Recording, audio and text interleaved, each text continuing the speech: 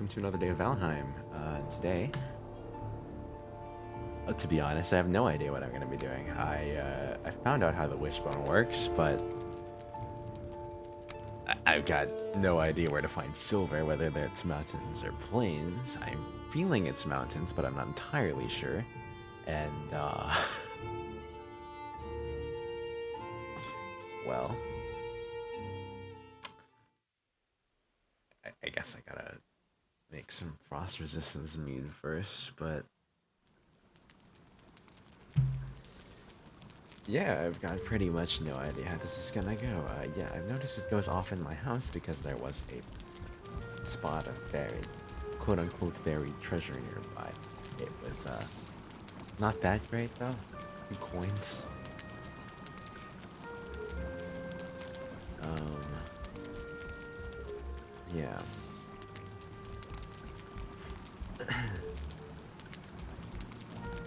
Last stream ended kind of abruptly. I had, my PC crashed. I, updated my drivers though, so hopefully it's less of an issue now.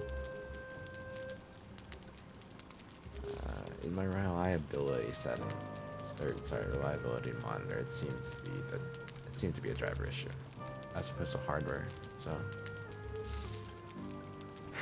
hopefully it is better. What do I need for?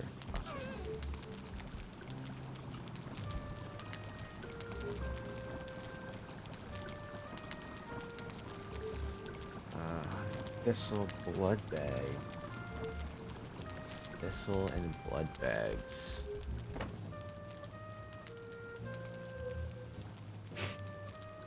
Blood bags? Do I have any left? Yes, I do. Thank heck. Alright, I need to gather some thistle then.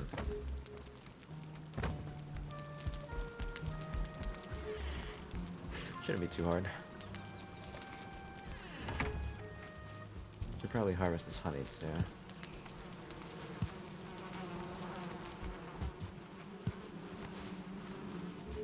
With the most efficient bee farm around.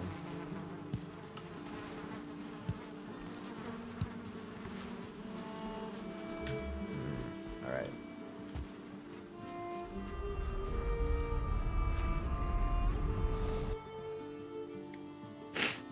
Unless, can you find silver like anywhere? That'd be interesting.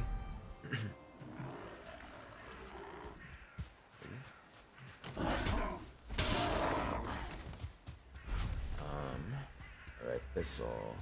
I'm looking for thistle today.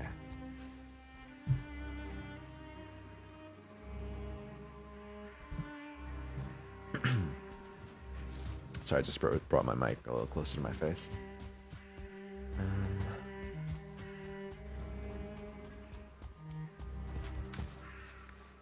Why not? I can use some mushrooms too.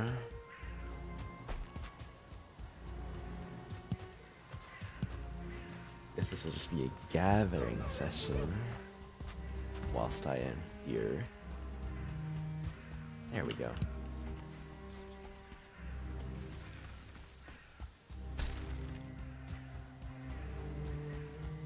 And you need so much thistle to do things.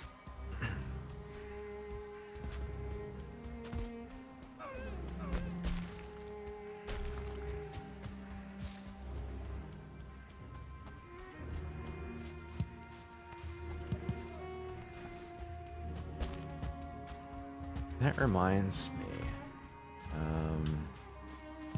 Fun fact about lots of GH words. I realize thistle is not a GH word, but it's a TH word, and that reminded me. Lots of words where the GH is silent, such as daughter and plow, apparently used to be pronounced as if the GH was an F, so it was dofter or plow, which is very interesting to me.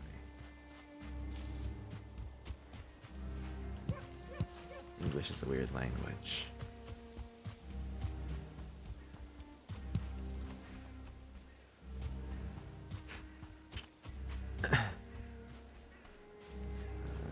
Don't need any of that.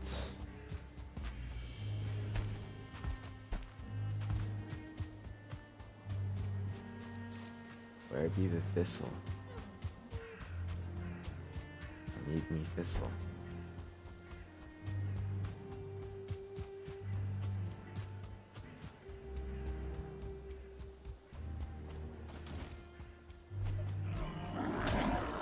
I thought that was crazy when I first heard about it. I realize languages do evolve, but like, wow. Such a funky little change there to go from F to nothing. Also for GH to be F.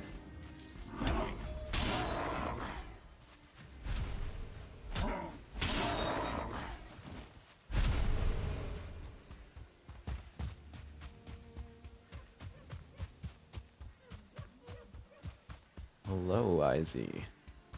How are you today?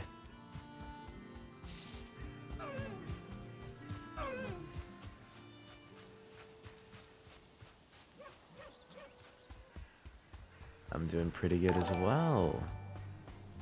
Thank you for following. Oh, shoot. I forgot to fix the cropping on that. Damn. Alright, well. Thank you. I drew and rigged it myself, which is why it's not, you know, very high quality. You can get the point.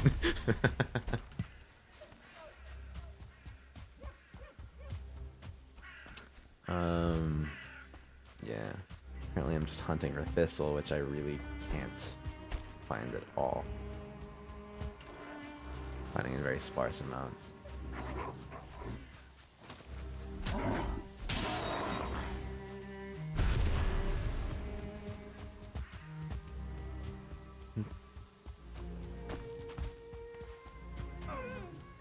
Oh yeah, I'd love to check yours out.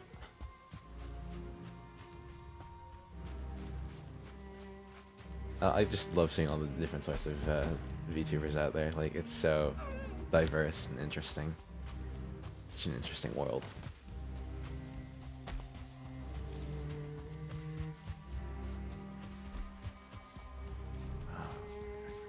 Why am I trying to kill it? I don't even have room in my inventory for that.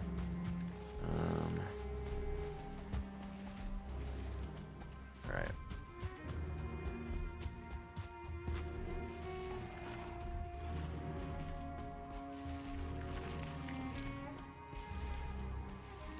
Oh, you love the vibe? Thank you. I try to go for chill, relaxed. I might get quiet at times. I'm not very good at streaming. Camera shake? No, what do you mean by that? Oh, camera shake in game. I have no idea. Do I? Is that a thing you can set?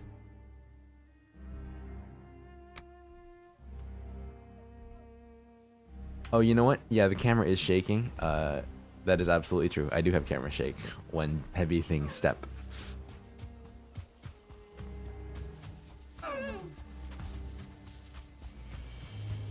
Yeah, when the troll's stopping around, you get camera shaking. So absolutely, there is camera shake in this game.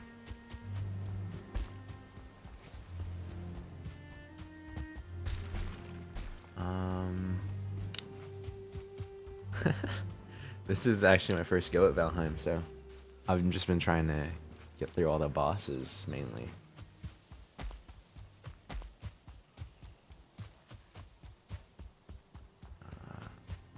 Yeah, so I really don't know too much about, like, you know, building great structures or anything like that.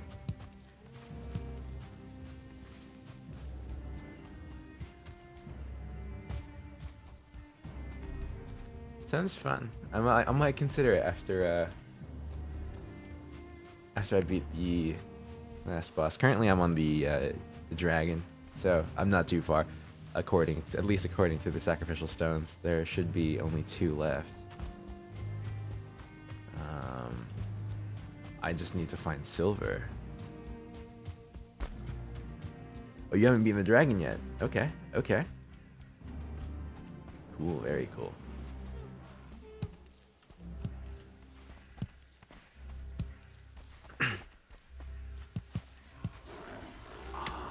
I figured silver is in the mountain.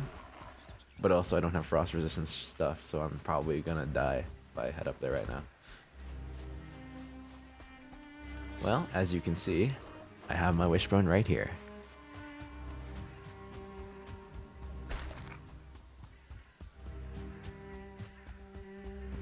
Just need that thistle for the frost resistance. Yep.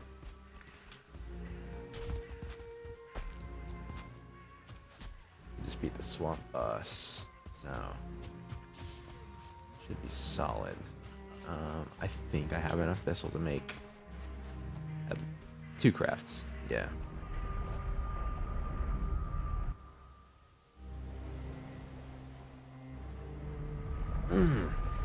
All right.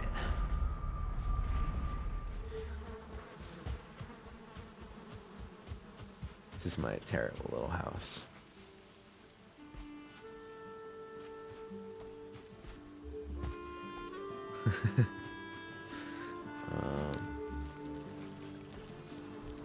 Let's see what we were talking about earlier. Right, how weird the English language is.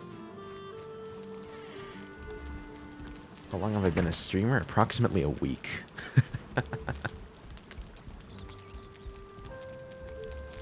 Not very long at all. If you can't tell by my follower count, which should now be 5. Well, thank you. I mean, yeah, I'm enjoying it so far, even if, you know, new rookie numbers, pulling rookie numbers, but still.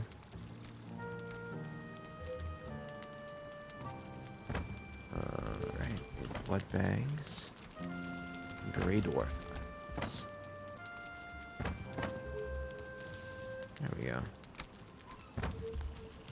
Alright.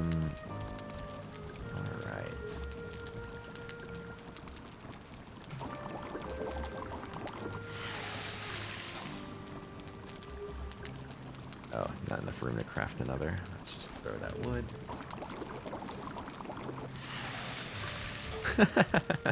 Yeah, I do get silent here and there, because I'm just not the best at it yet.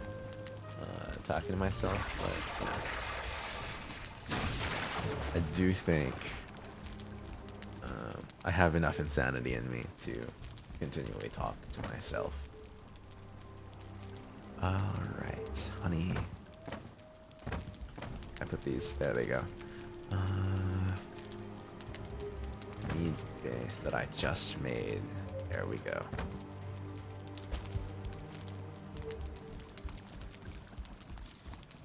Alright. Now, just to wait for however long this process takes, I think I'll go look for fish. Yeah, fish, why not? Let's go fishing for a second. Let that stew.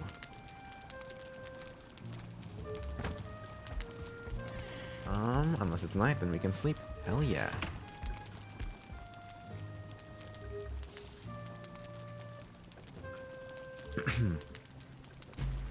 I still have no idea what all these dreams mean. So far I'm just treating them as like inspirational quotes, you know. Look at them, think they're nice, ignore. Let's see. Fish here so much. Let's move up a little bit.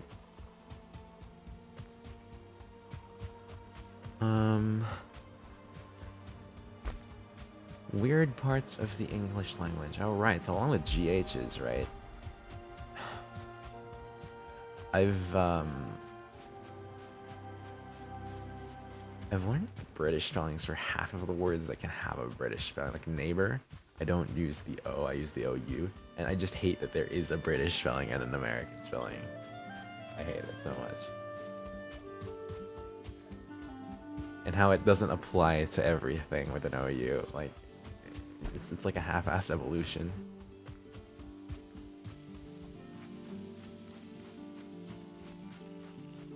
Take harbor, right? Harbor can be spelled as H-A-R-B-O-U-R. That would be considered the British spelling, or H-A-R-B-O-R, which would be considered the American spelling. But if you take, for example, so harbor is that kind of O. If you go with flour, Flour, it's always Flour. Armor, flour, it's a very subtle difference between the two, but armor can also be spelled ARMOUR versus ARMOR. Again, British versus American spelling. So like, I don't know, it feels so. Or better yet, poor. Like, this language is so weird. Me? Well, can you take a guess from my accent? Whether I'm American or British?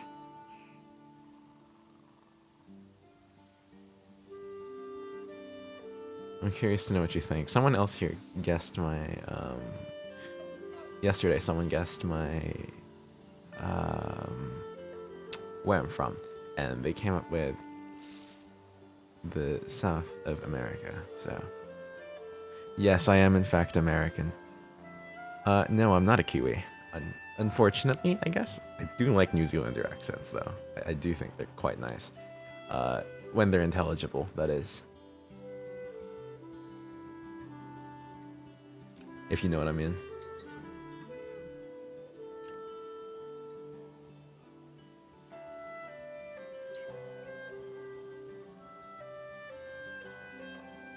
Yes, I am waiting. When did they add fishing? I don't know. It's been here since I started Valheim, which was not too long ago.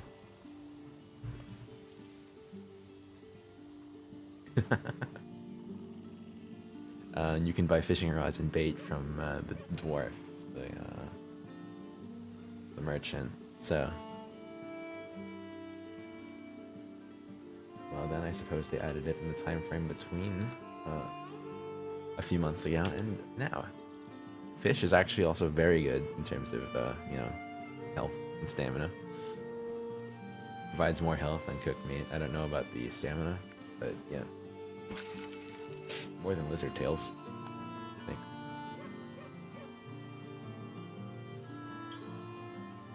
It is annoying that you can't spear fish, though. I do think that's kind of dumb. You should be able to shoot fish or spear them and still collect them.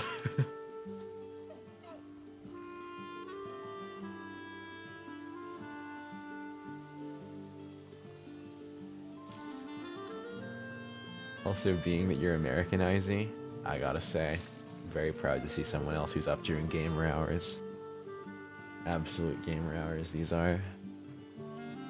I mean, it's not really that late yet, but.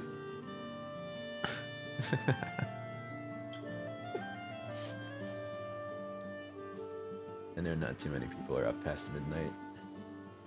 Comparatively.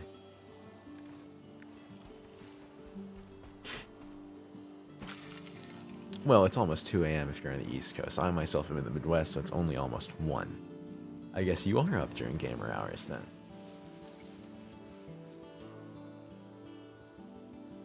Well, thanks, Sakura.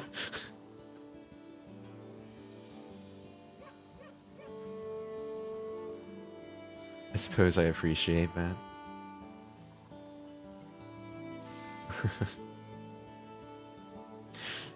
I've never actually had that said about me before. I've heard,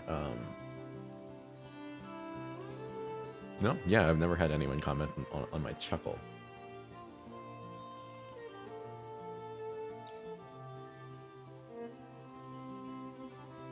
Yeah, I suppose so. There is a first for many. Thank you, thank you.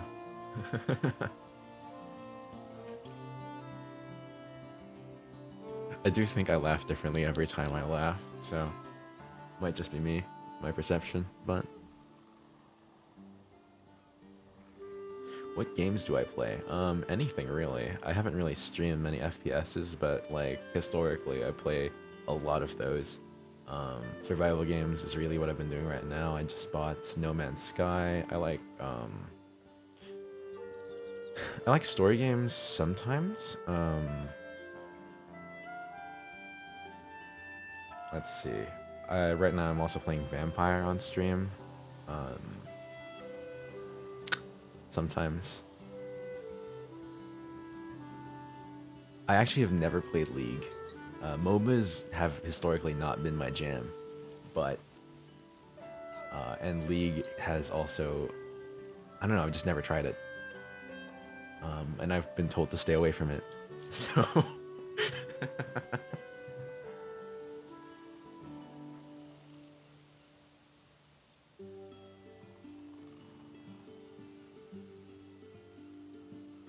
if my friends are right.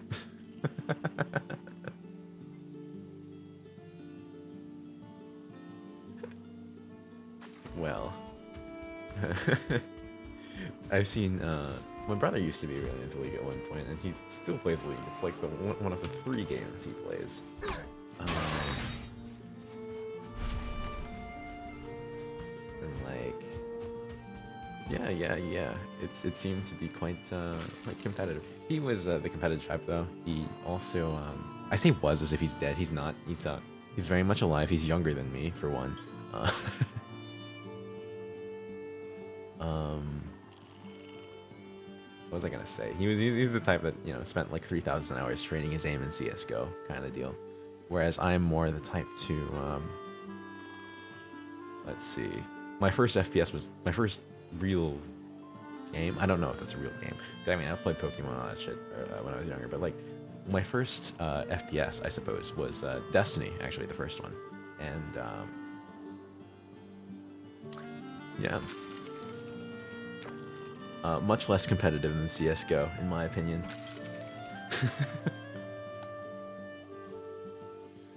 And I seem to be playing lots of games with a similar vibe when it comes to FPS.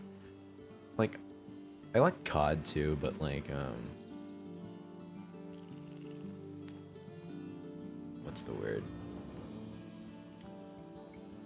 I don't know. COD didn't really feel that competitive. It felt way easier than CS:GO. I have played I have played Battlefield. I played Battlefield 1 and Battlefield 5. Um, I like those very much. Well, I like Battlefield 1 a little more. A lot more.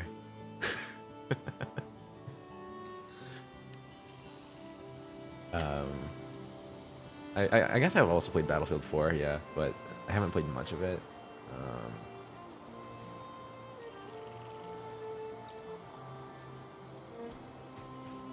yeah. I was one of those kids that wasn't allowed to play shooters till he was like 15. So I didn't get too much experience with the like Battlefield 4 or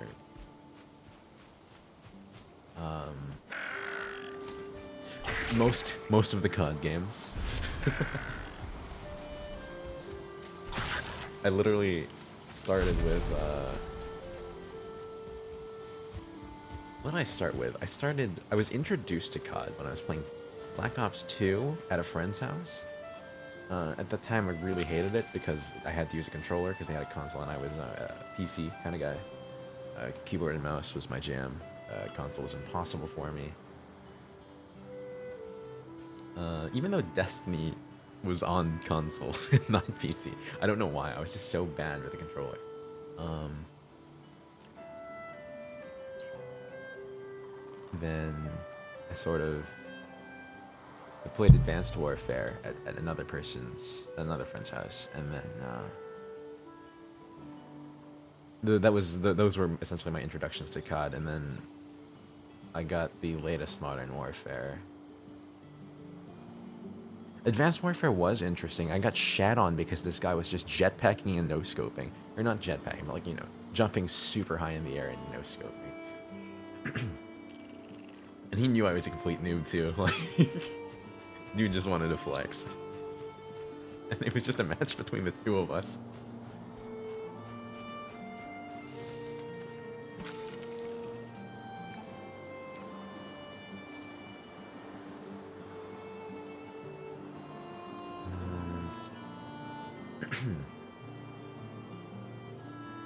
What else?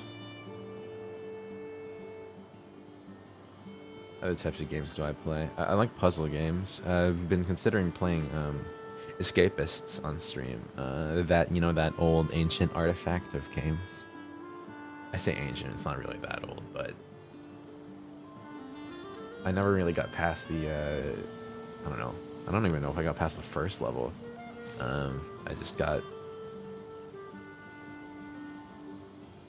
I watched everyone else play it, and I felt that there wasn't too much of a challenge because I watched everyone else play it, but I've mostly forgotten it by now. So, man, I really need to fix that cropping on the alert.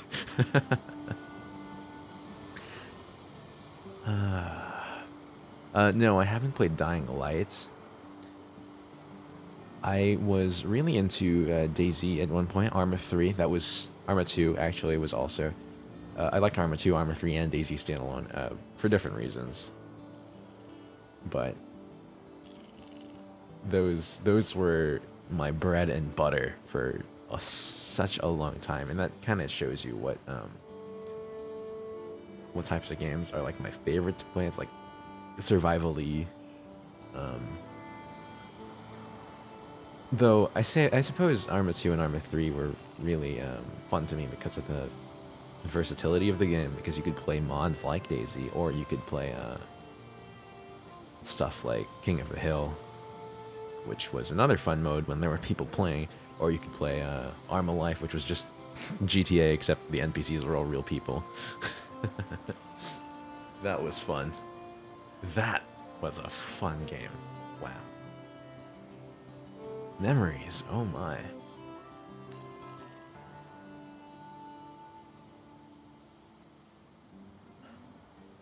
I realize the player base of Arma isn't the biggest in the world, so that might not have landed with anyone, but huge, huge part of, oh shit, didn't mean to do that. That was a huge part of my early gaming history, I suppose.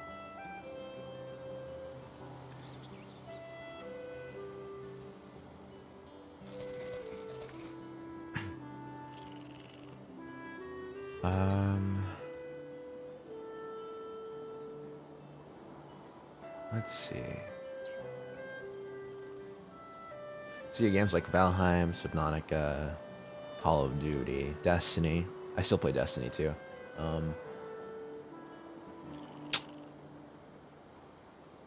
Empire, Metro. Oh, I love the Metro games. Hades, love all that. All right, see you later, my dude. Thanks for stopping by. And yes, Hades is in fact awesome. I haven't completely finished the story yet. Don't have enough clears for that, but good night.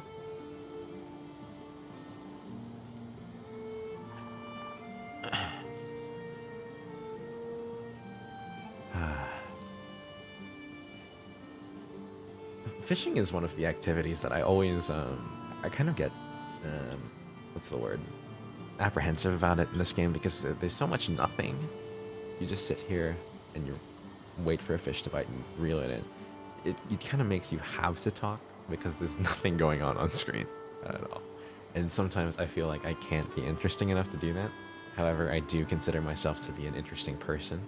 I am I'm highly narcissistic in that way. But fishing is yeah, it's a little daunting, I gotta say.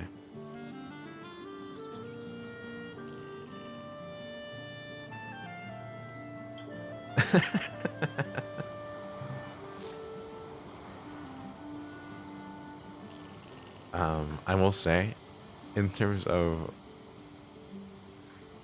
loading screens, that's definitely the same feeling. Absolutely.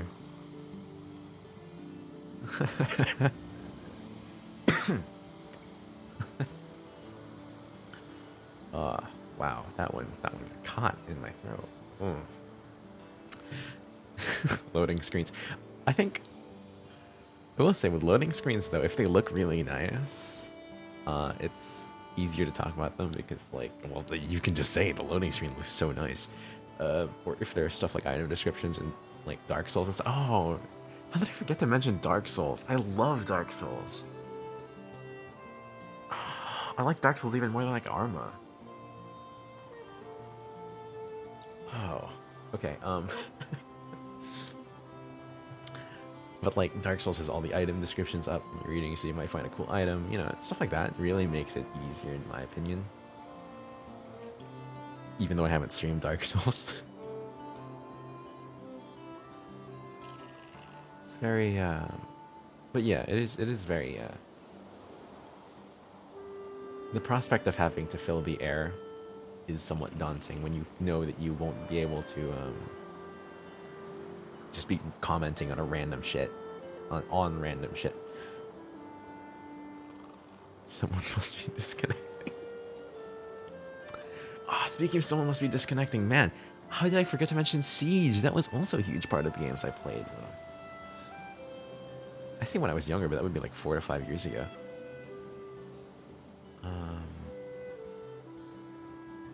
Let's check on our farm because it seems like we're out of fish over here.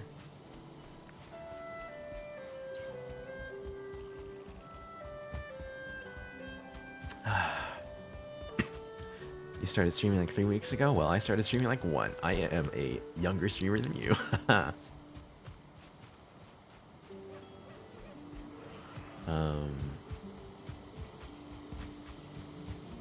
What kind of streams do you do?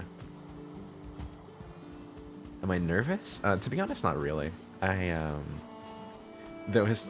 just not a very nervous person. I've never Dead by Daylight, Monster Hunter World. Okay, I have streamed Monster Hunter World. I love Monster Hunter World. That's another one that I find incredibly fun. Monster Hunter World was my introduction into Monster Hunter, and it is still keeping me there. I haven't yet beat all of Iceborne though, because I had a huge episode where I just stopped playing and recently picked it back up again.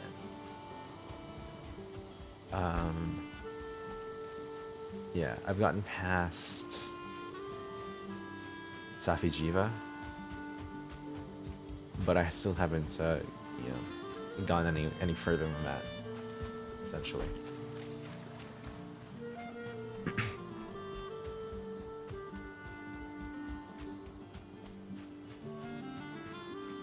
Yeah.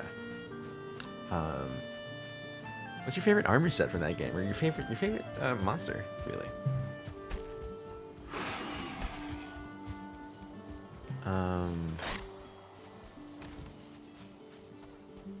Mine personally, Elatrion. I don't know. I haven't run into Elatrion yet, I guess.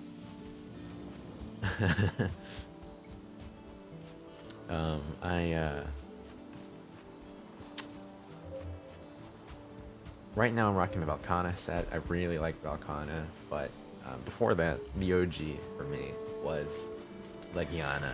I just like them ice types, I guess. Those cool beauties.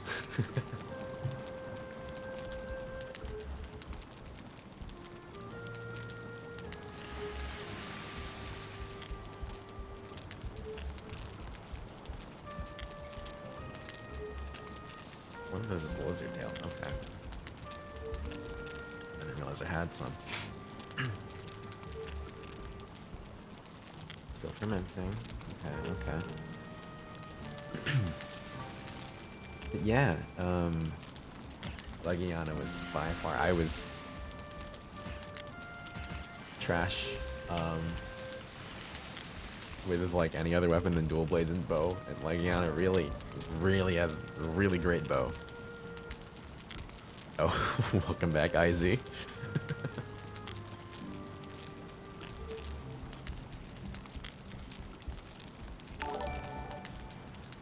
Oh, you're hosting my stream, and I can see again that my alerts are fucked.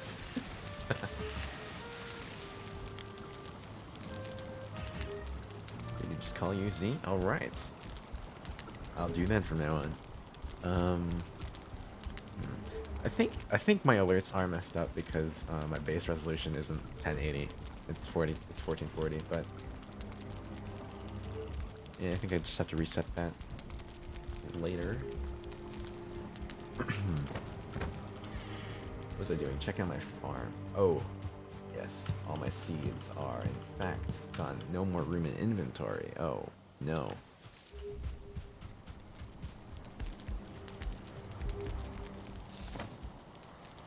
Let's just put these away. Alright, good night for real ZZ.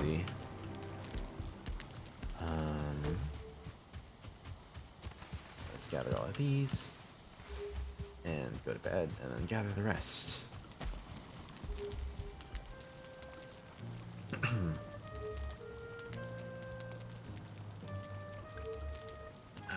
I will say I haven't played the rest of the Monster Hunter series. Don't have... yeah, I just don't have... I have a PC, that's it. So I can't play the rest of the Monster Hunter series. I guess unless some of them are on emulators, but... I haven't ever really gotten an emulator. Speaking of series that I haven't played all of, I really hate the fact that I haven't played Bloodborne. Also that I can't play the new Demon Souls. Hate it very much. Would love to be able to play those games. But as it stands, I do not have a PS5.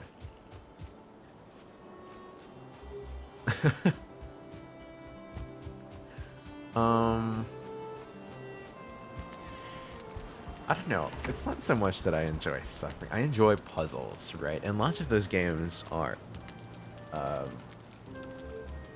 guess competitive shooters aren't, but I don't really play competitive shooters competitively.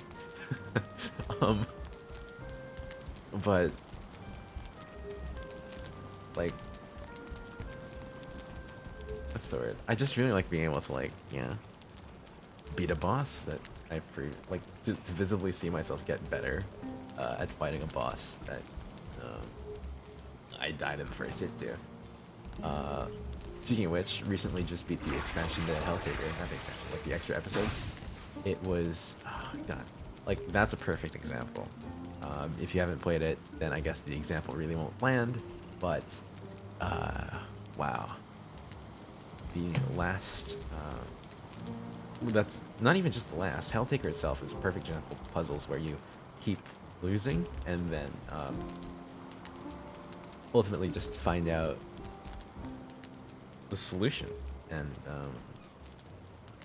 its boss fights are great for that too, in my opinion. It's sort of like, you know, you have to figure out the pattern, but it is a pattern. It is most definitely a pattern of movement that you need to follow. And once you figure it out, everything comes easy. And then you get to watch other people suffer because they don't know the solution. And you get to be like, haha, you know, I know how to do that.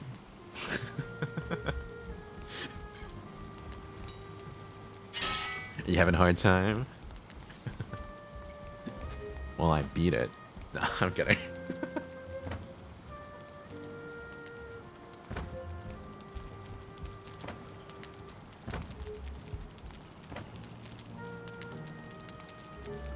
Well, I have my frost resistance need now. I guess I'll just put the fish away and plant all these seeds.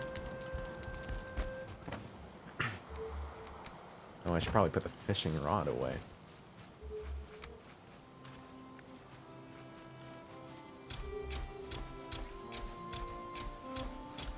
Oh, I guess I also,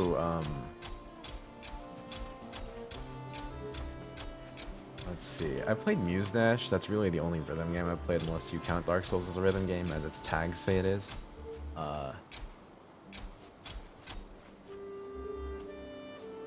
But I was into that. Muse Dash is not free, unfortunately. However, I think it's like $5 for the base, which is just it's a small selection of the songs within Muse Dash, and you can buy an expansion to have all of the songs unlocked. But even just the base I think it's enough songs that it's worth the price. Granted, I got it on sale, so I can't remember what the actual full price is.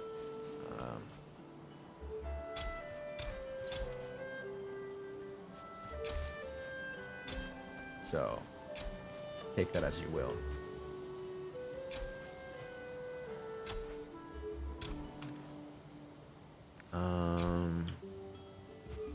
So yeah, not too experienced with rhythm games, but I've had fun with what I've played. Muse Dash is by far easier than OS, which I've seen my brother play, and I think is insane. But that might just be me.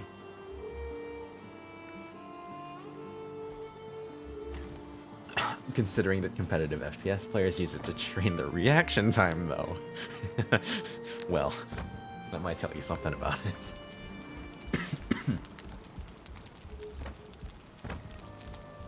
Yeah, Os. Or Osu, however you wanna pronounce.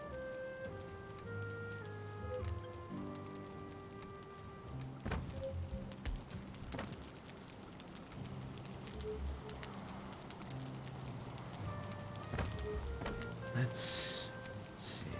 There. I don't need my harpoon. Frost resistance, you put the cultivator away. Arrows. Okay, I need more arrows. Let's make some iron head arrows. Yeah, why not? We need 5 of these for 100. Do I have any wood lying around? I know I just put some away. There we go. Not enough wood, though. 10 of these. I'm gonna go chop down some trees real quick.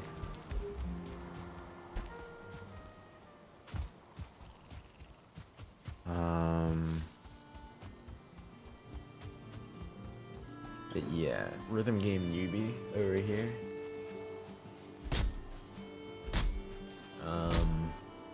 I'll say actual puzzle games like the Jewels and stuff like that, I really haven't played much of.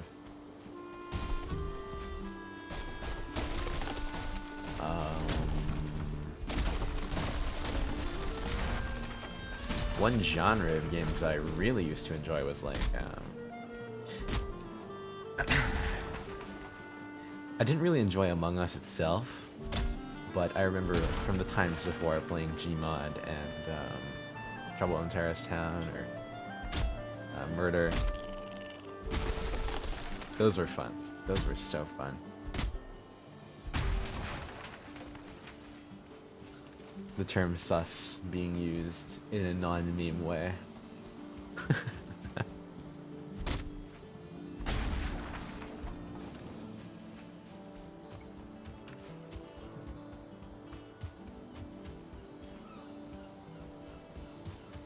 That was a long time ago, though, in terms of when I played that.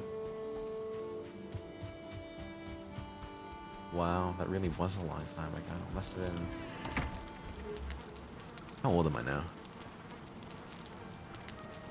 Wow.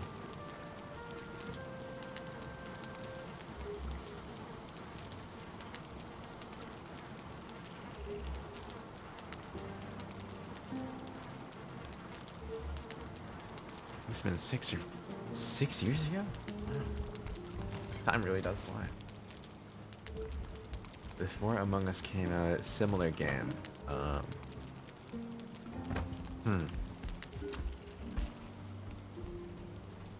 Couldn't tell you. I know there are quite a few games like that. Oh, I just said it?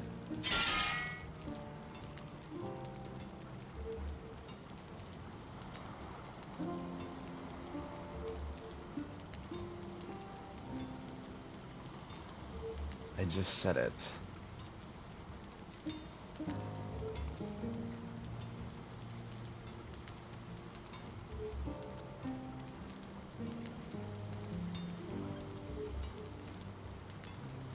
Your village people and you live in homes around a hanging thing before sus was a thing. I don't know.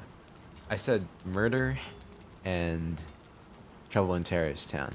I don't know that I said anything else.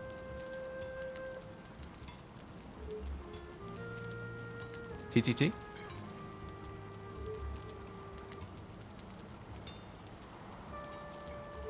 Yeah, that was fun. That was so fun. Granted, the difference between that and Among Us is everyone has a gun.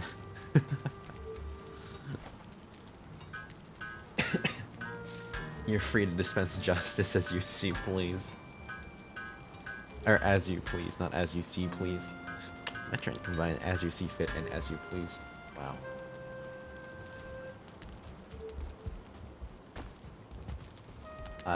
It was fun. It was fun when you got in a good lobby or when you played with friends. And boy, was it rare to get in a good lobby, so you really had to play with friends.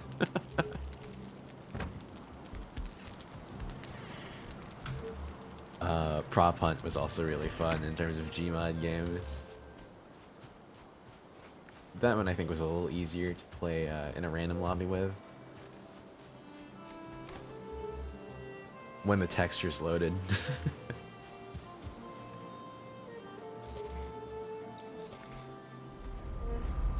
Alright.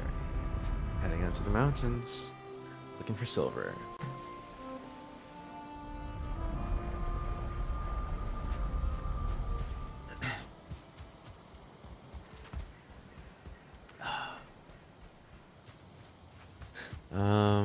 I'll say Among Us has a more similar vibe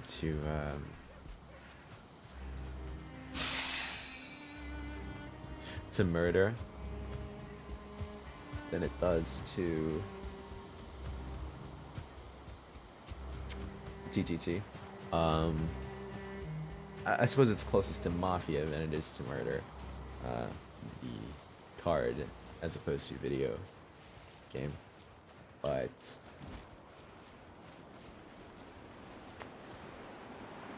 Town of Salem, that one was also fun.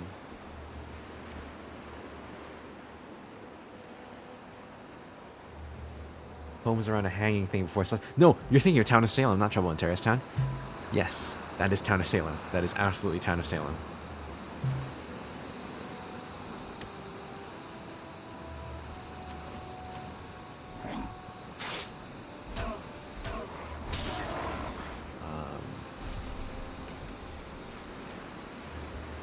Town of Salem was... I'm sure people still play it, and it's actually free to play Town of Salem. The Steam version isn't, but if you go to your browser, the browser version is free. that one was fun even in random lobbies because of all the roles people had. It made just, you know, it made memeing on people just so much harder, essentially, in terms of like just, you know, lynching everybody and winning, or like going like, oh, well, we were all together, so only one person can be the suspect, and that isn't something that happens with Town of Salem because, you know, everyone is either awake or asleep or talking to ghosts. Why am I cutting trees? That's not what I'm here for. Ugh. I got too into chatting. I forgot what I was even doing.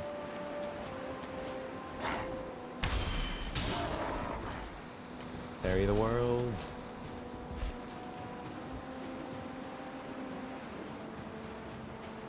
Alright, more mountain up here. Town of Salem was very fun though, when I played it. I loved it quite a bit. I also like those kind of like 8-bitty games.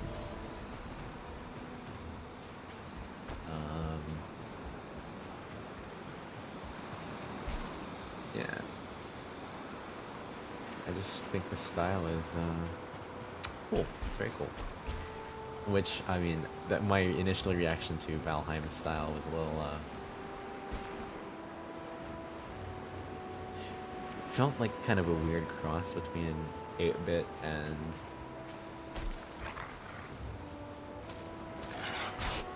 8-bit and 3D. It felt like it just looked old, I guess, in terms of graphics, and I was like, I don't know about that.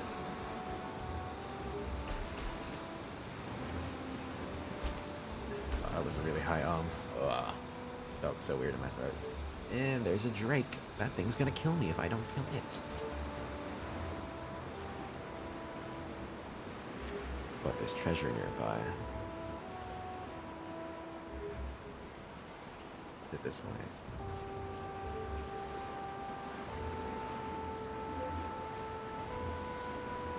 Yes, it is.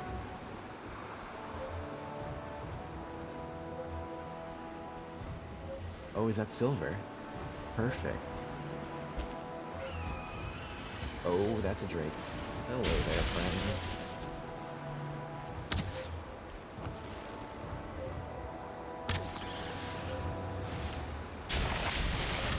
Ow.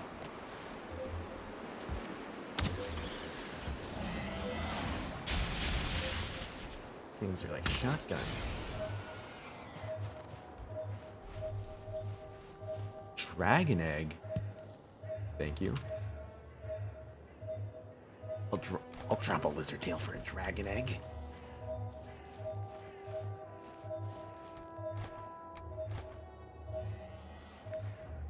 Absolutely. Wow. Can I have a pet dragon? Is that a thing?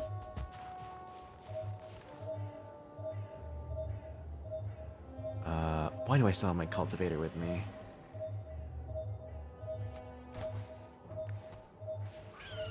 Oh, hello there, friends.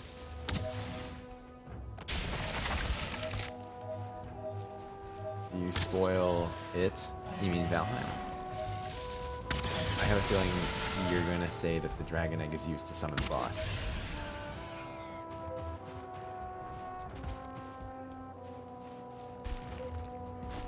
It's either that or the freeze glands.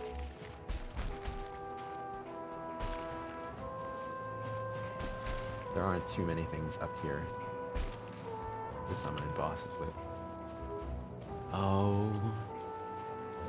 And I can't teleport it. It weighs 200. Okay, I'm gonna have to put it.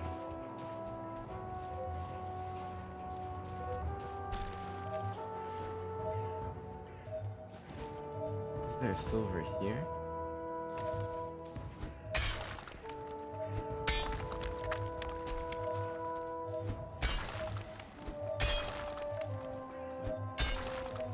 Or was it just the dragon egg?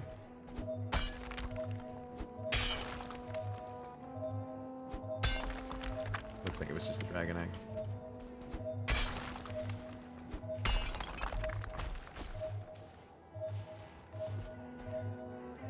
Yep. Alright, there was another one nearby.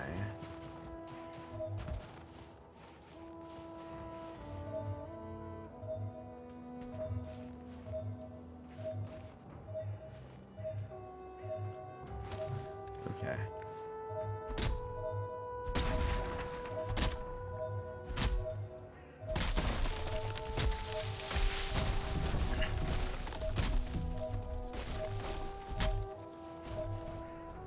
Obsidian deposit. Obsidian's a thing? Okay. I think I'm gonna mark this right now. And put the dragon egg away near my teleporter.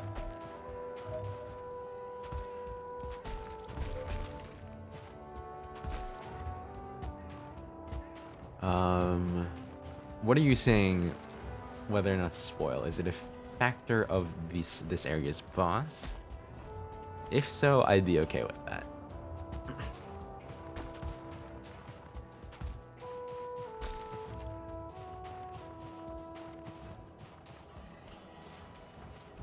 Or is the big dragon mama gonna get pissed that I took the egg from the mountain? That could be it too.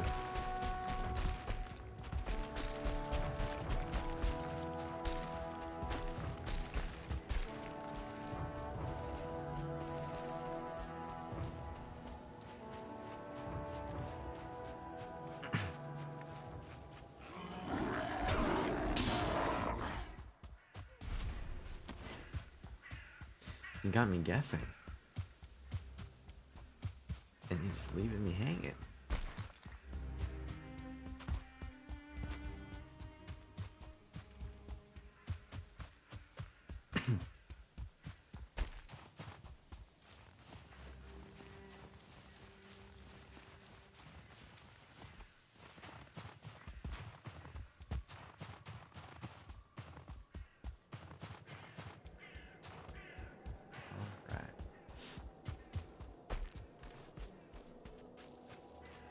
Can't be teleported, which is just fine. So we're gonna put it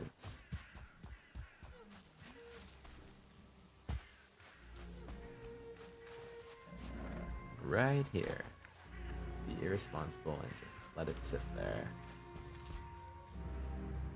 And let it roll? Okay, let's build a chest.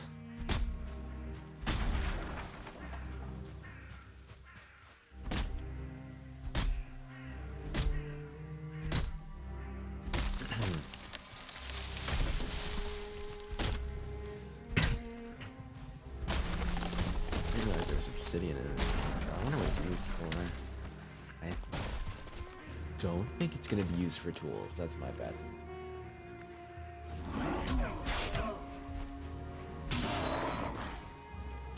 Though I suppose everything in a deposit has been used for tools so far.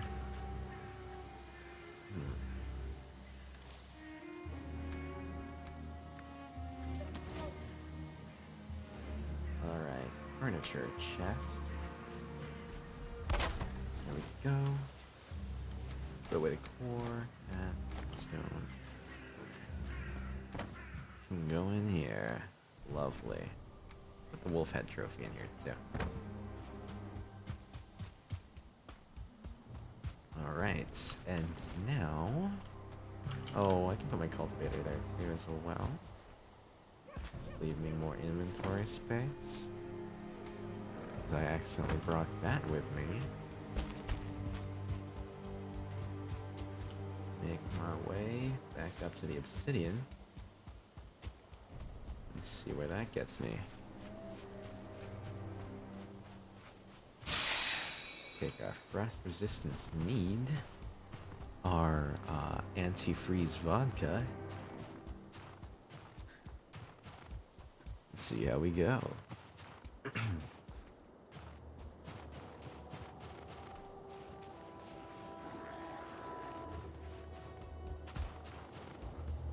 Are you gonna spoil it or not, Sakura?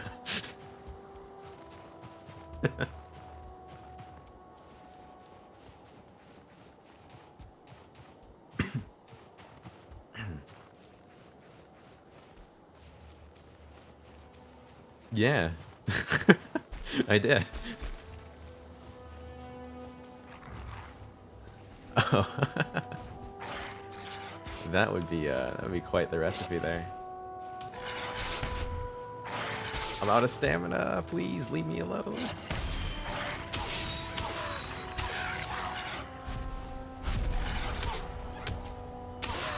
Oh, look at my health.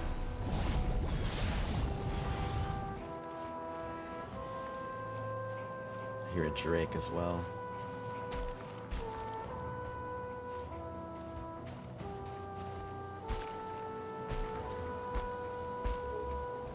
Okay. Wow, I love the nighttime music for this area.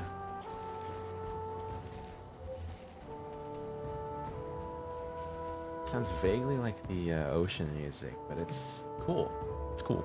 I like it. There you are.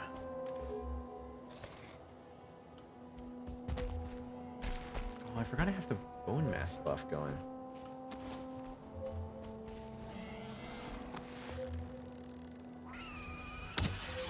Ah, he saw me.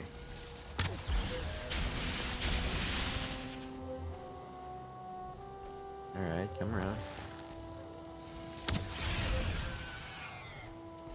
Nice. Got freeze gland. I do wonder what these are used for.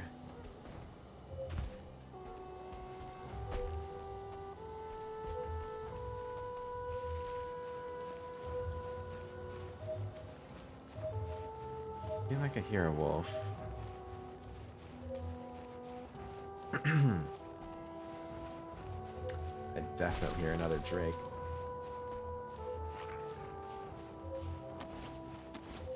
Where's it at?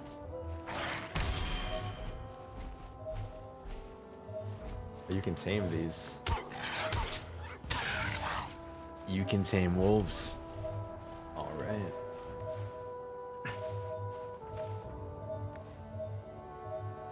Domestication is a possibility.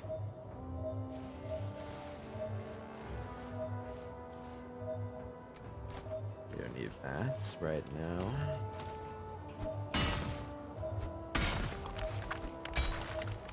Used for arrows, okay. And a tool shelf. Tool shelf is what? Upgrade? Yes, it is. Nice. Be able to upgrade my armor again.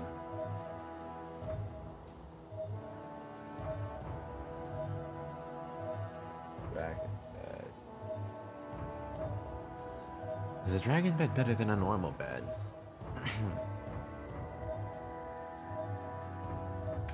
No new boats yet.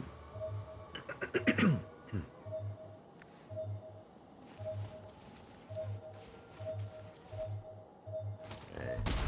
Underneath this stump. There is a wolf howling somewhere.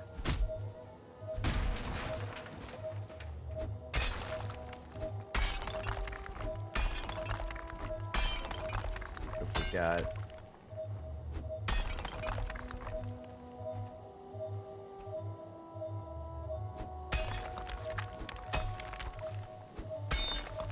Silver, hell yeah. Oh, hello there.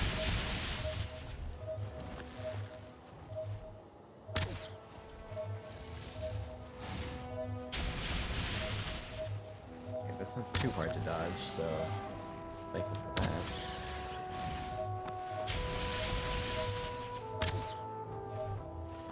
It's a little tough to hit though. Very glad I brought my arrows. Need to regen health again, because this place is dangerous. There's more silver going through the whole area, I see.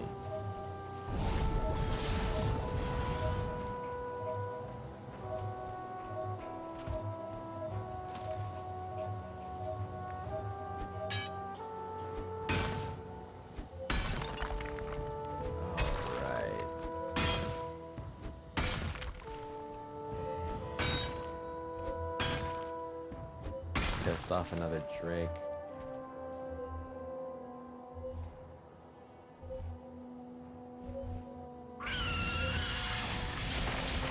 Ow.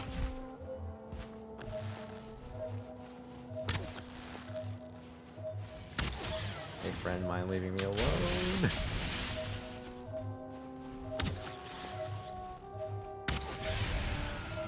Okay, I'm getting good at that.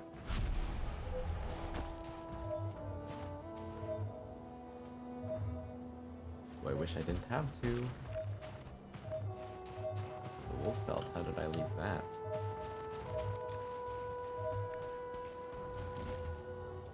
Okay. Silver over here.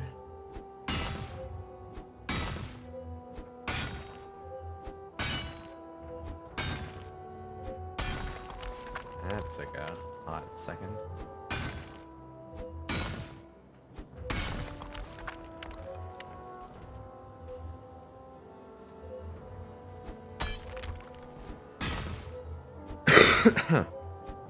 Ugh.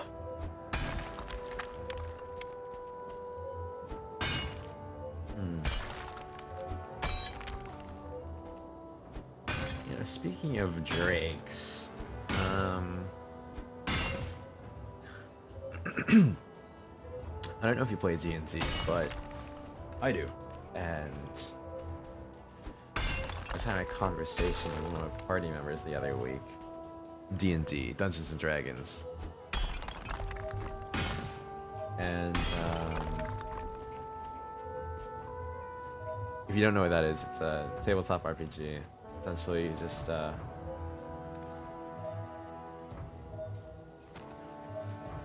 just should equip this for now. You how do I describe D&D?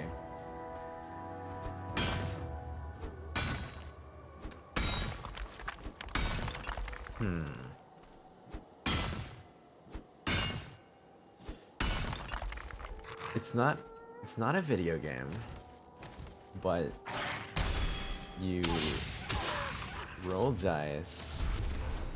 Sorry, that's not the main part of the game. Generally speaking, you have a dungeon master who essentially has a story in mind. You make a character, one of like a bunch of classes, whether that's, you know, fighter, rogue, paladin, cleric, sorcerer, wizard, all that stuff.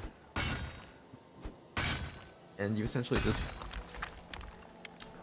roleplay that character. You act as if you are them in the DM's world. And when you take actions or, like, you know, attacking other people or like trying to convince other people, trying to lie, all that stuff, you roll a die. Generally speaking, not all the time, but generally speaking, you roll a die in order to decide how good you are at doing a specific thing. And generally speaking, the world can be whatever you want it to be, or whatever the DM wants it to be. And they're typically, you know, fantasy stuff: dragons, knights, adventurers, you know, demons, all that stuff.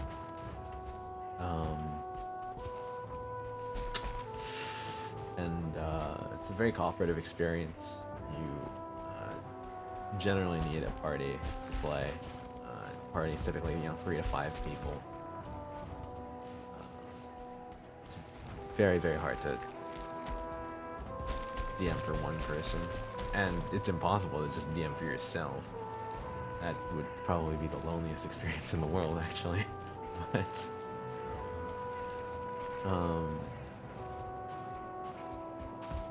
just having conversation with my party members, and we were debating what parts of a dragon were edible. Have I tried to play it alone? No, I haven't, because that would be A, a lot of work, and B, probably impossible. Because the fun part about D&D is not knowing how the story is gonna go, right? It's either that, or it's knowing how the story is, it's having a plot and seeing how the party derails it. The whole point is that it's like interactive storytelling, interactive group storytelling, so it's very hard to do that by yourself. Unless you can actively decide to separate your personalities efficiently. It's difficult, very difficult to do by yourself. I think it is impossible. I suppose you could do it with an AI, potentially. Well, I don't know if you can consider that something that might be effective.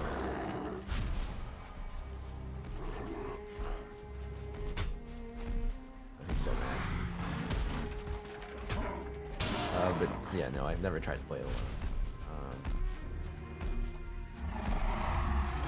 A huge portion of it is not knowing either what the Dungeon Master has planned or what the Dungeon Master is rolling, and if you're both the Dungeon Master and the player, it is very difficult.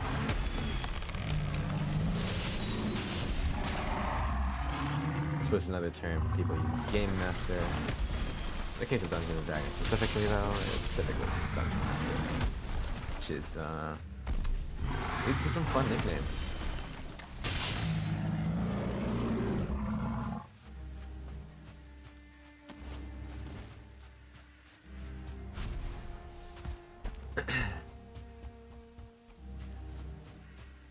I will say, though, the people you choose to play with really makes or breaks the experience.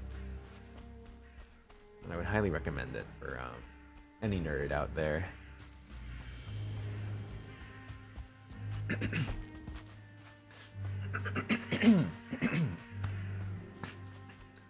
Or maybe not D&D specifically. For example, like, you know, more gun fantasy settings, Shadowrun would probably be better, but like tabletop RPGs, I don't know, it's fun.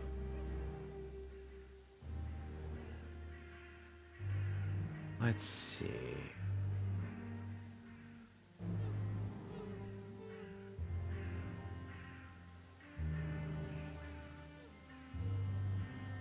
I want to take, oh, right, cultivator. I can put this in here. Can't teleport dragon egg. Alright, should be good. Item prevents me. Oh, I can't take the silver. I'm a fool. I'm an absolute fool. Okay. No, can't believe I'm clowning like this. Alright,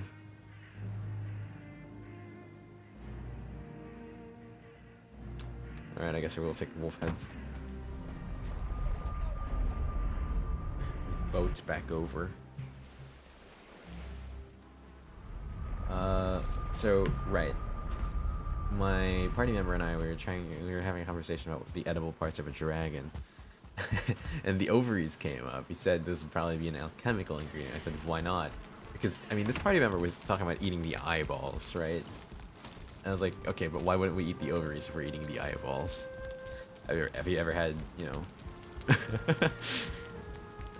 I've had fish, ovaries, also sea urchin. So, I mean, it's not too bad. I can't say that I ever had a land animals, but... or birds, but... doesn't sound like it'd be too different. You know, sometimes you just want exotic flavors in your life. And... sometimes not being able to actually taste them benefits your experience and allows you to be more adventurous in what you eat. That's how I'm going to describe that.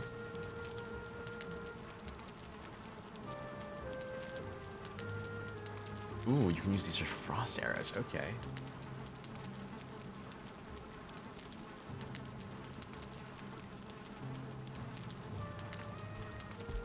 People get weird in Dungeons and Dragons. What did it taste like? We never ate them, unfortunately.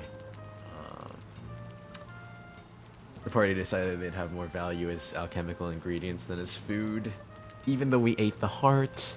But it is what it is.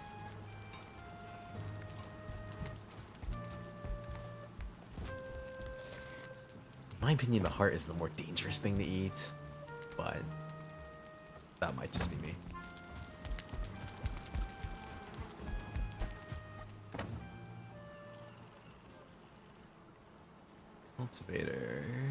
Cultivator. And obsidian. Oh right, I need to make a tool shelf. Obsidian, fine wood, and iron. 10 fine wood, 4 iron. These away.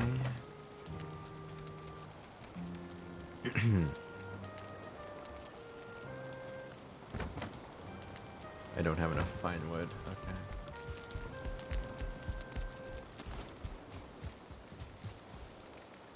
I'm gonna chop some down.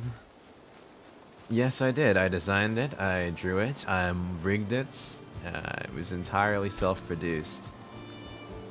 Tell me about him. Well, I mean, he is me.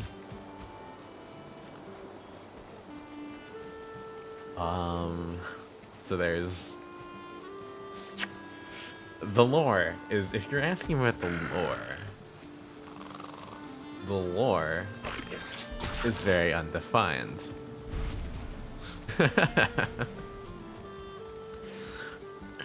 I'm a helmet guy in the sense that, well, I mean, you can't see my face through the scope of the internet. Not the scope of the internet, through the screen of the what's the word? Veil that the internet is. Obviously, you can also use the internet as a looking glass, but I don't believe I've posted any pictures of my face anywhere, so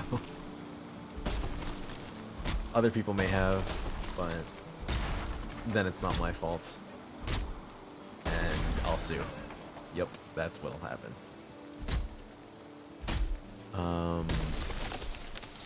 I guess another factor, I like motorcycles, but I can't ride them.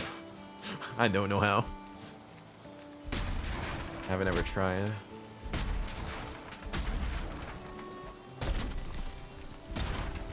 But it's more mask concept than it is helmet, if you know what I mean. I mean, I guess the question mark kind of says some of that. That said, the question mark is an expression that I can change. Oh. Okay, do my screen hotkeys not work? Interesting. Interesting. It's like VTube Studio is doing a bit of a funny on me. But yeah, I did create a series of expressions that aren't working. Wow. Thank you very much, VTube Studio. I will keep that in mind. Well, I mean, I really don't need to change the expression all too much, but they're all just, you know, a bunch of punctuation marks.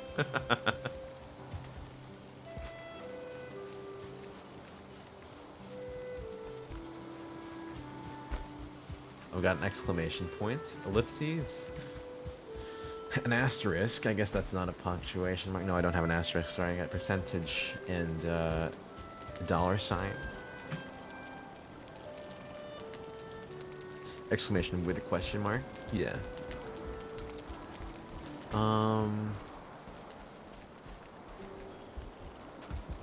But the lore is essentially I'm an average guy from an average place that is just very average.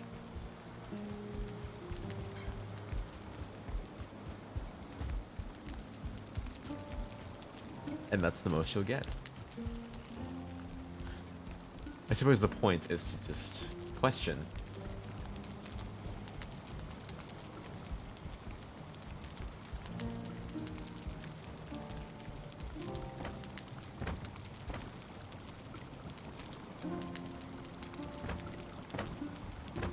Yeah, I was saying this to someone else, but essentially I love the I love the anonymity aspect that came with VTubing, but it's and I wanted to sort of accentuate that, so I figured, why not do something interesting? Let's make a VTube avatar. Let's make a VTuber a model that has, you know, no facial expressions and no face. And I definitely didn't decide to do no facial expressions because it was way easier to rig or draw. But yeah, mystery is a huge part of it, in all seriousness. That is something I really wanted to accentuate.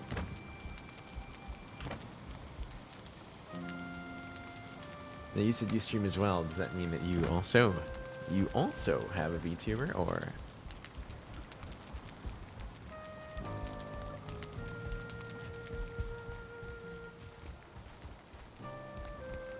Ah, lovely. I love how many people have models. Just fantastic. I will say, I actually drew, the two outfits that I drew are outfits that I own, so this is literally me with a helmet on.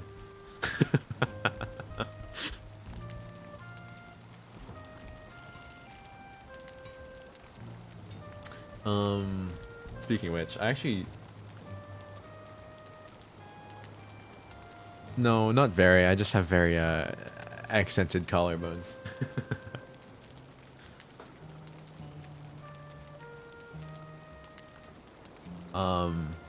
Yeah, not the best at drawing. I will say I think I got the upper torso quite good.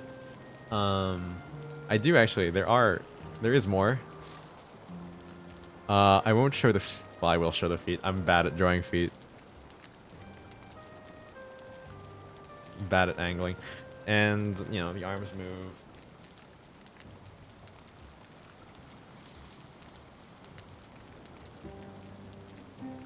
Well, that's the, you know,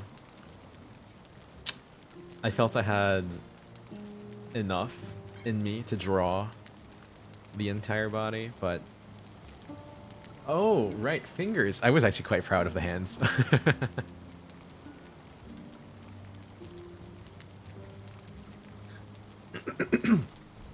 Hands are difficult. I normally hate the way I draw hands.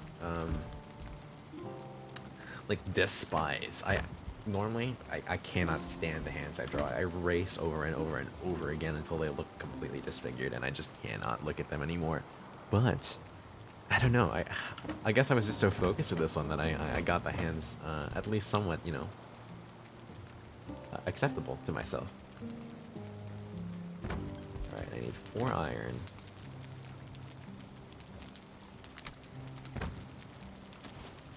And tool rack. Perfect. Put this up here. Oh god, that looks so bad. No. Look at you. Yeah.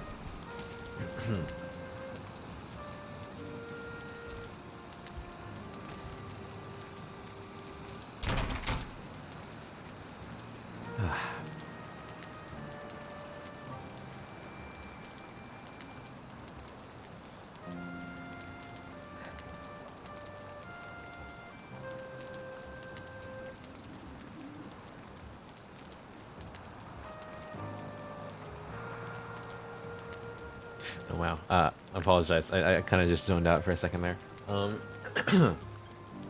Right. I'll say I'm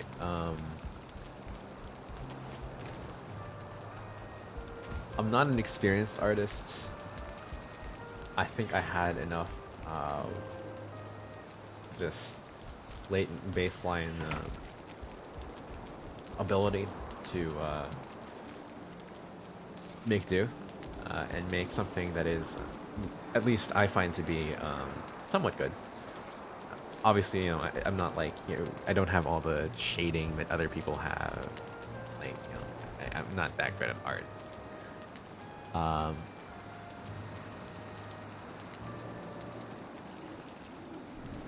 But I thought it was in a, I thought I could make something that is in a very, a presentable state. That's the word, a presentable state. Not just hair shading. Okay, this jacket is supposed to be leather, and that would be impossible. That would be so hard for me. I do not know how to shade leather.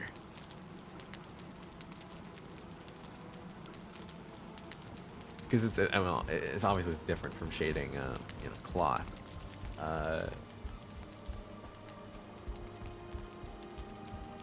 Seems to be more work. I actually have some that are, I have versions of the drawings that are sort of half shaded, but then I thought, well, how in the world am I supposed to split up the shadow layers?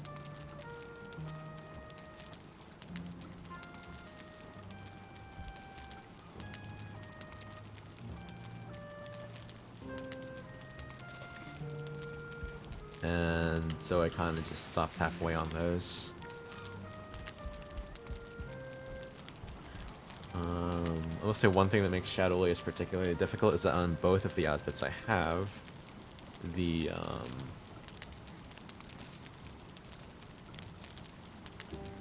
jackets are removable. That said, I won't remove the jacket on this one because the t-shirt is just plain white and the arms are kind of funky.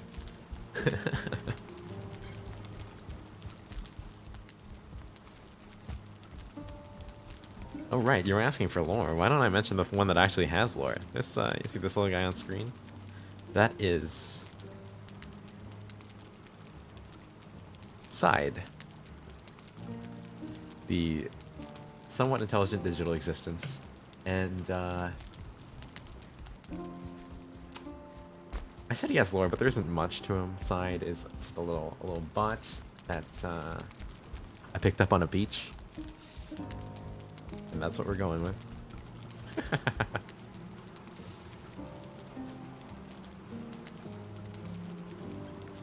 What was I gonna do? Oh right, I needed to boat over.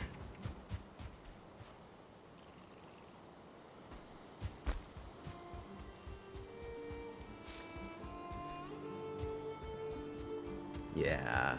Um, if you look closer, I'll enlarge side. Side is drawn much better than I drew myself.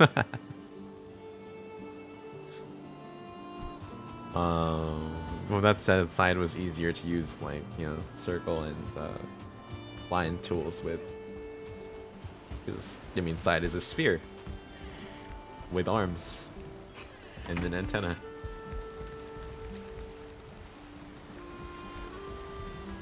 Don't have to worry about all the curvature.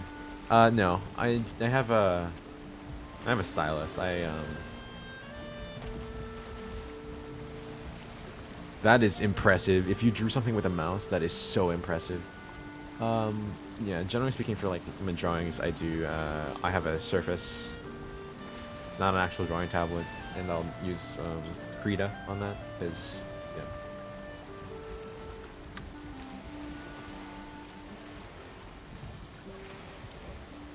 And that works well enough for my needs, which are typically nothing. But man, if you can draw with a mouse, that is so impressive to me. That I cannot, for the life of me, draw with a mouse. It's such a challenge, being able to draw like anything remotely straight, or to draw a nice curve. For me, at least, it's so hard.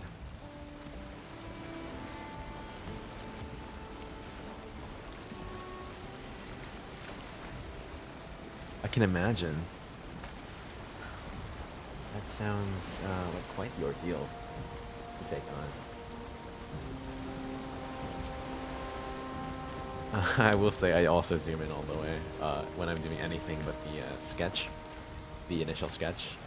I will zoom in all the way to get the belt buckle down, to do buttons, even if they're very simple. I think it's just so much easier to get those, to get the curves and the diagonal lines done so much cleaner when you're zoomed in all the way.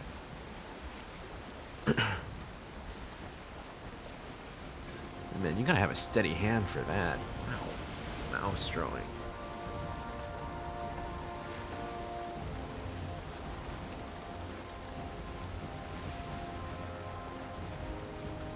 Just adjusting side size. Oh, right, that's something I forgot to mention. As the name implies, Side is somewhat intelligent, capable of understanding, but not exactly capable of speech, at least just yet.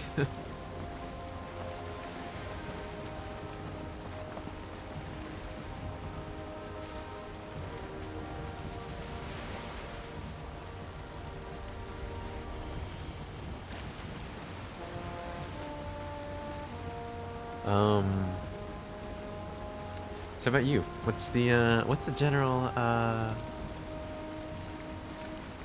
what's the word? Theme or idea behind your model? I will, to solidify it into one word, I would say that I try and accentuate either anonymity or mystery. On mine. That was the general theme I went with. Oh, just, right, you said that. Sorry.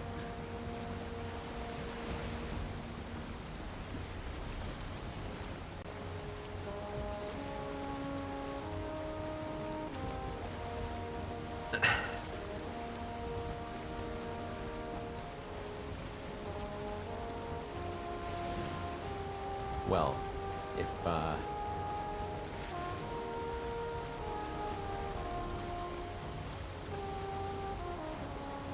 if I magically get insanely popular within the next, 5 days, and someone's watching this VOD, then, I guess give Sakura Tuna some love. As if that'll happen.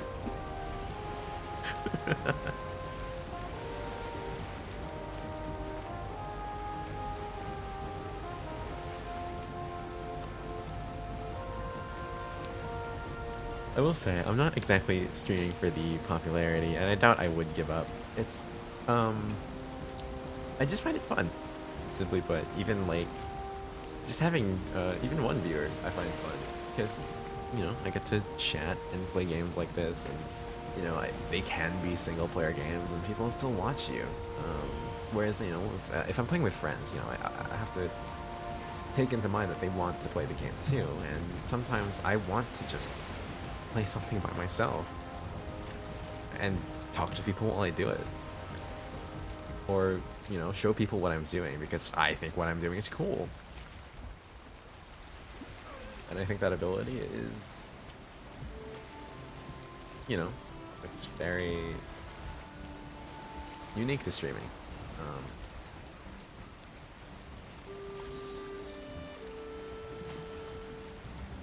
so yeah, I enjoy it, personally speaking. And I'm a very patient person, so can't wait on popularity. I just have to have fun in the meantime.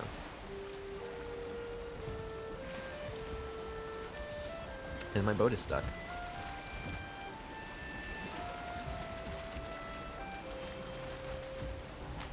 It's also a great practice in filling dead air.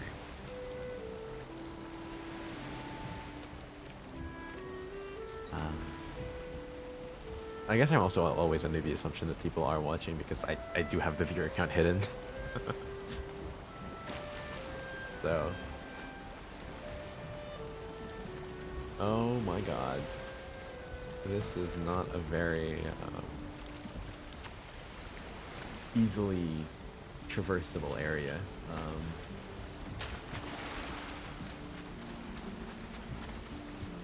Come on. Back in the water. Alright. Yeah, I do think if you give up, you kind of lose, right? If you give up, you can't gain a viewer account.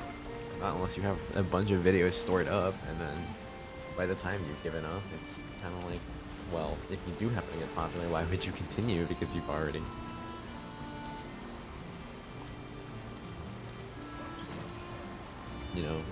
what's the word? Discounted the possibility.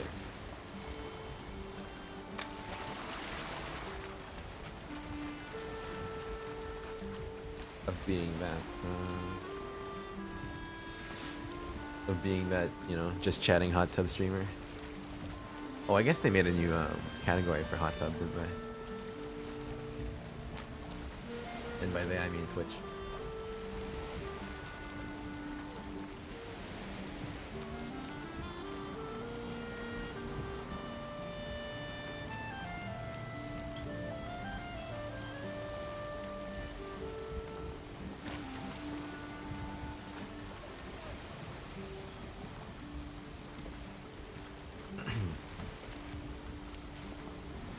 Ah.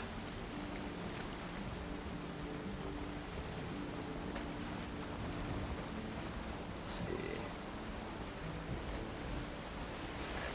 By the way, like, speaking of, yes, I'm absolutely gonna be a hot tub streamer. You're gonna see me chilling in the hot tub in this leather jacket, like you do, as all hot tubs are. I have seen VTubers in hot tubs too, but as a meme. I mean, obviously, if I did it, it would be as a meme too.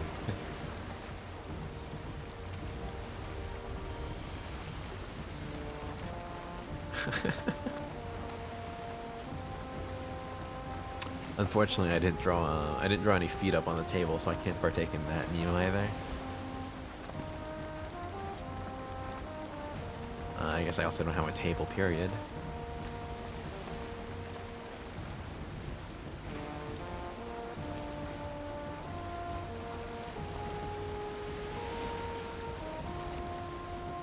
That said, I admired the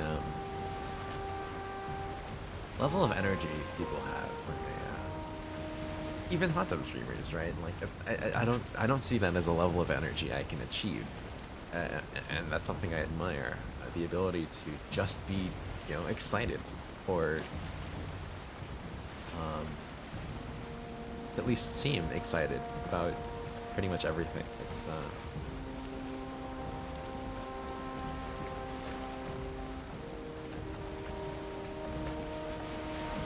It's a quality I think is very nice to have. I wouldn't say I'm exactly envious though, mainly because I do prefer the more relaxed vibe.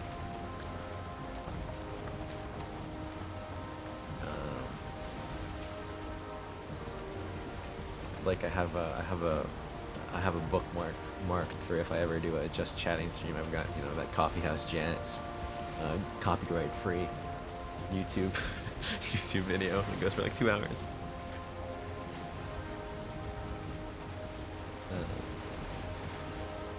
Yeah. So also I don't know how I really don't know how DMCA works.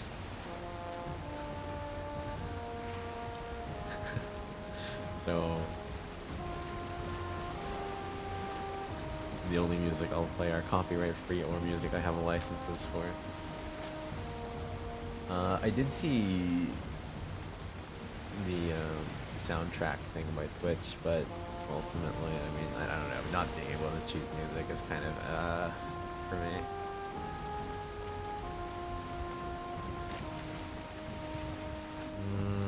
This isn't a good place to stop.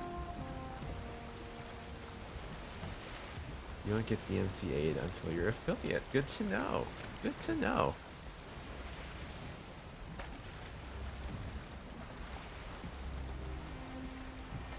So essentially, you won't get DMCA'd until you're officially earning money off of something, right? Or mute the music parts of it. Okay, well, yeah, I'd still prefer that not to have my VODs be muted.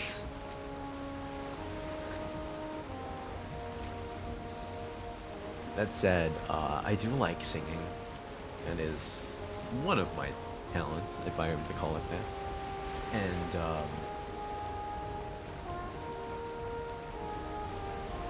I don't know. Like, I want to do karaoke at one point, but I also don't know how I'd go about doing that. I guess the VOD would just be muted, and it'd just have to be live viewership. But, I don't know. I hate that. I really hate that. I realize I see that people do karaoke. I just don't know how exactly the rules work.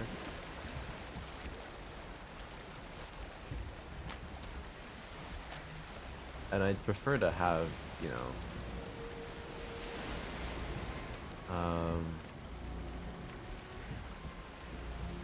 I prefer to have more than just clips lying around. You know what I mean?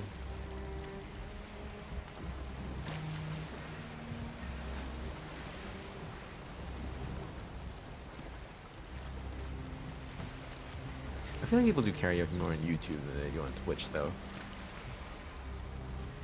Oh. Speaking of things I don't understand about streaming, I don't understand how the copyright with media share works.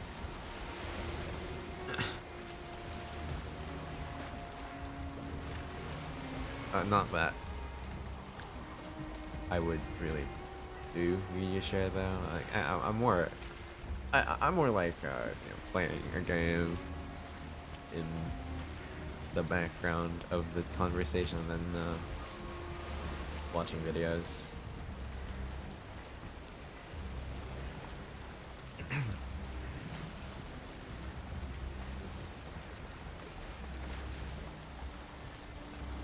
Media share. It's like this might be incorrect terminology. I might not be called media share. I might be thinking something else. But essentially, when people do like when their stream is like it's like just chatting, except you're watching YouTube videos in the meantime. Or like, you know, clips that, you know, viewers are sent, stuff like that.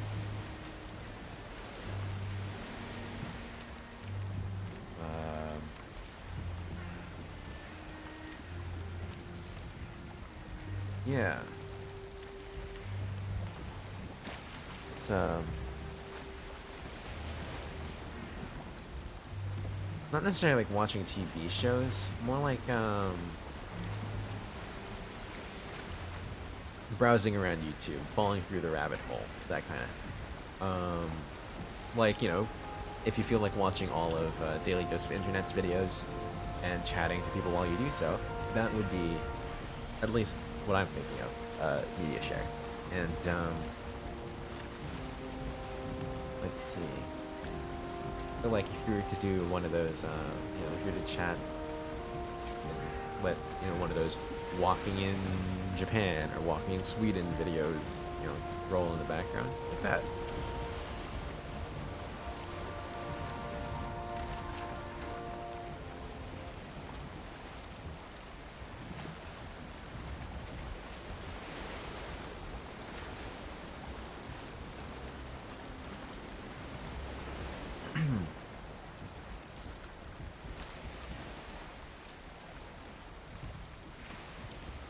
But I don't think I would even attempt it until I understand how all those rules work. I'm a very, I tend to be I'm typically a cautious person, I would say.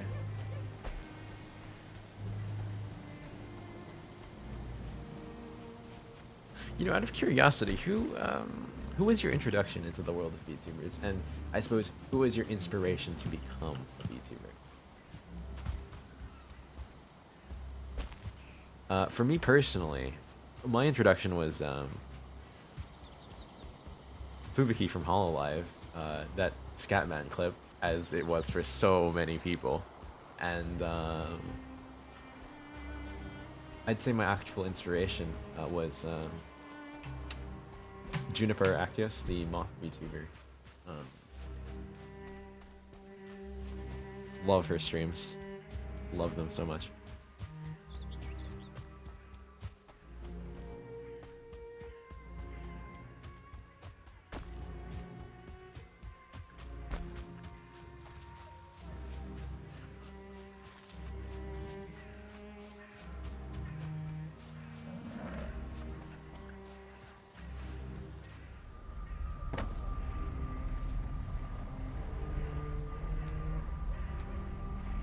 And this is one thing I like about the, you know, low, well, I assume it's low viewership, right? At the very least, you're the only one talking in chat. One thing I like about that is, you know, just the ability to ask questions like that. If there were a shit ton of people, I wouldn't know how many of them were VTubers and not. I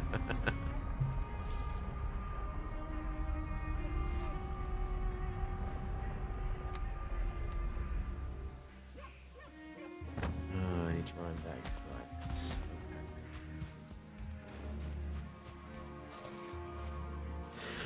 Need to make more turnip stew.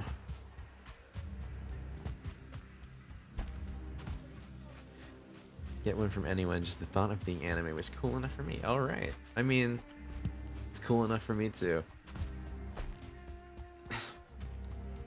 I have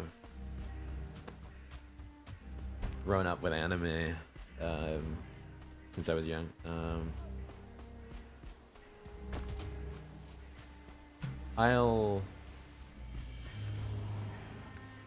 I guess I'll obscure some facts because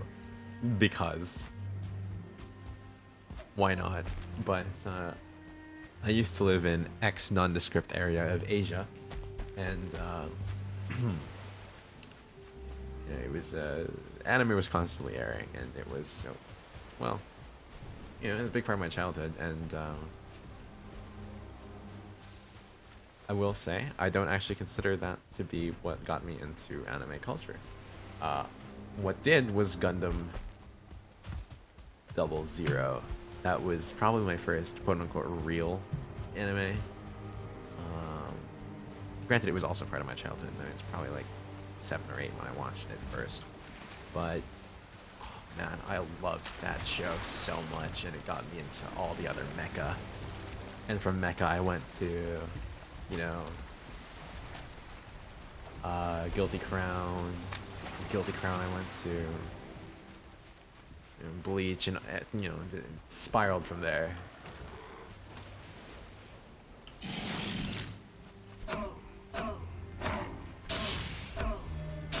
Though I suppose you'd be hard pressed to find a VTuber who doesn't like anime.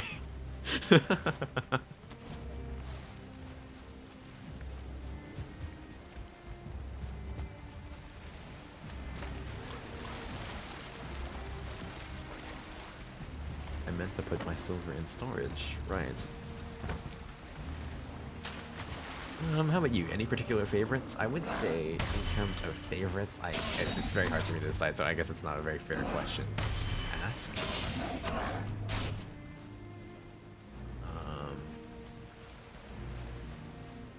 And I'd probably couldn't decide on a favorite on the spot, not unless a genre was specified. And even then, I'd give tops instead of an actual. Yeah, it's not a very fair question, favorites.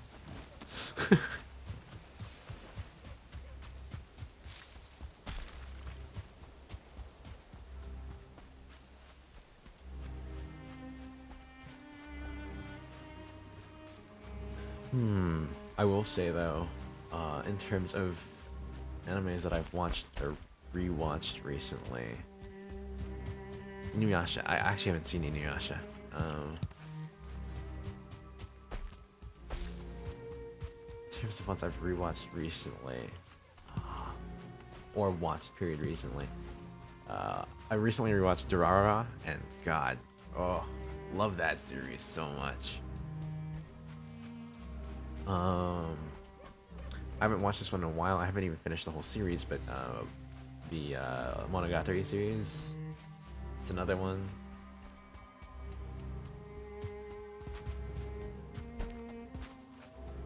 Let's see. Oh, I will say the the this was not intended to be an allude to Celti. That was a coincidence. That was pure coincidence.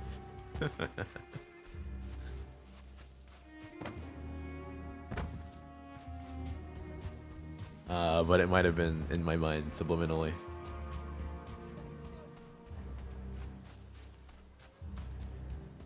It's been a while since I watched Baccano, but I mean, you can guess if I like Durarara, I probably like Baccano.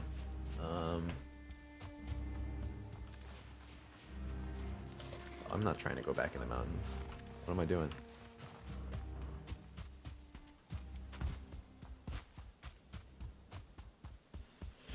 I think the helmet is very reminiscent. Yeah.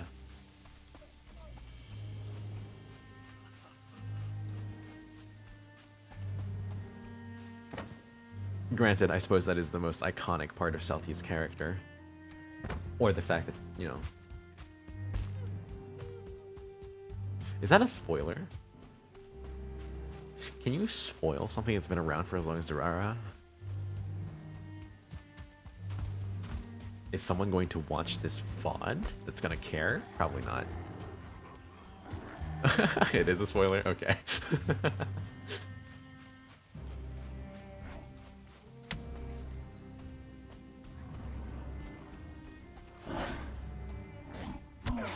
I mean, yeah, I do have VODs enabled. A majority of my views are actually from the VODs. Which is surprising to me. Because either people are discovering me through VODs, or the same people are watching the same VODs over and over again.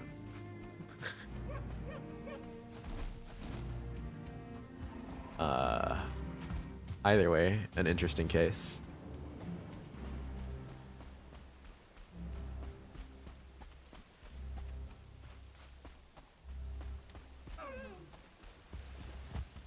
I think VODs are like I think people can discover you through VODs the same way people can discover you through YouTube videos, right? Like you can look at someone's channel, see their past broadcasts, and think, okay, why not? Let's check it out. The difference is it's probably a little more difficult to get into someone's VOD because they're generally, you know, hour to several hours long, as opposed to length of a YouTube video, which is about. Well, YouTube videos really range in length. I'd say, 5 minutes to a couple hours at most, with the rare occasion of, those 6-hour documentaries or video essays.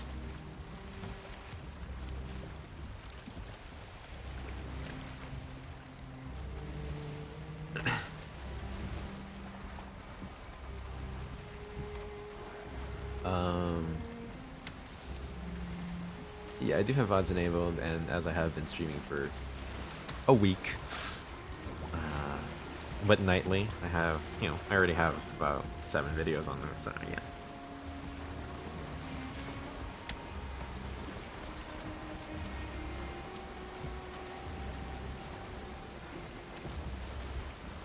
I suppose it doesn't, it's not too insane to have. Last I checked, my view count was like 60. So yeah. Doesn't sound too insane when I take that into consideration.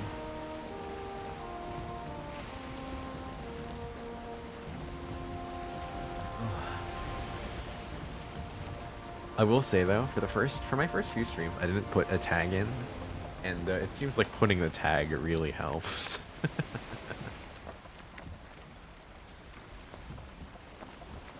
I did not tag myself with VTuber, and now that I did, yeah, I get. Right. So, the wind's blowing against where I want to go.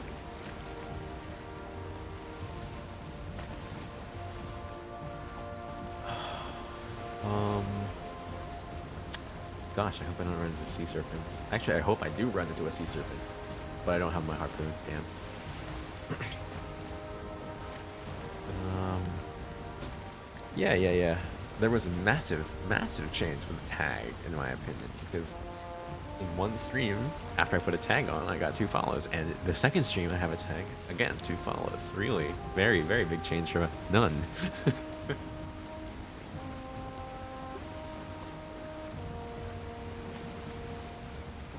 That is progression, and I mean, yeah. Personally, I don't see it as any small number.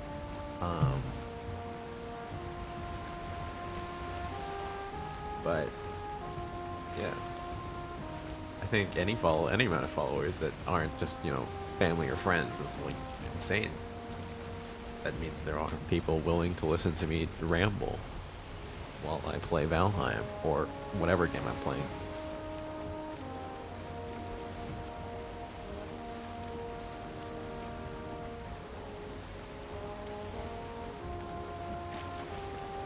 I will say, I have been told that I've got a decent voice, and I think that helps keep people around.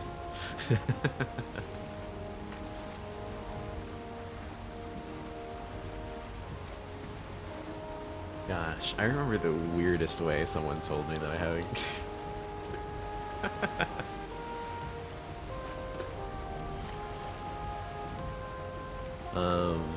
So fun story, I guess. In my middle school and high school, I was really the only person that was, capable of reading Shakespeare in English. And while we were reading Romeo and Juliet, I ended up reading a lot because, well, I was the only one that could read it, and just out of nowhere, one of my classmates went,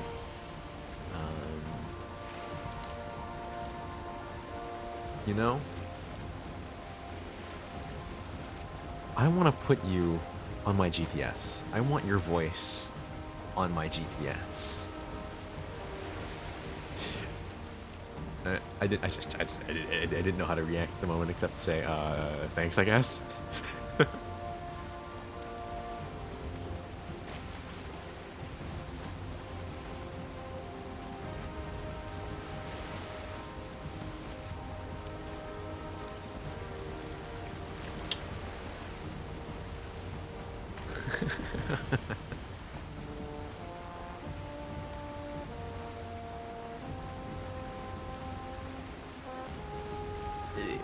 It was flattering. It's just that it came in the middle of a line, and I was confused.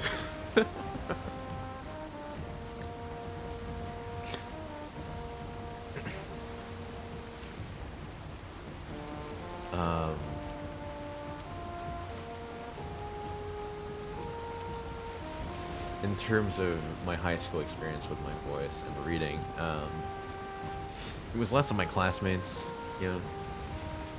remarking on it. More my English teacher just you know, throwing me Mark Antony's speech and Julius Caesar, or giving me Hamlet, you know, that kind of thing.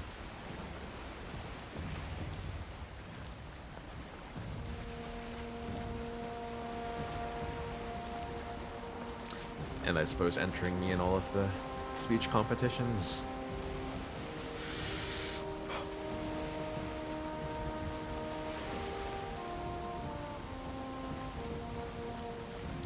I don't think I'm a bad speaker, I just didn't, those weren't really my jam.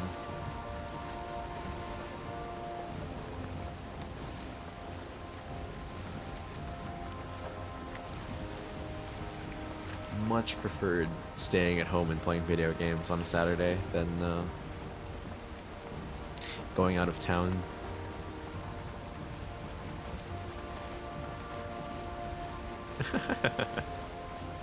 I mean, I got used to it eventually, and even began to like it at one point.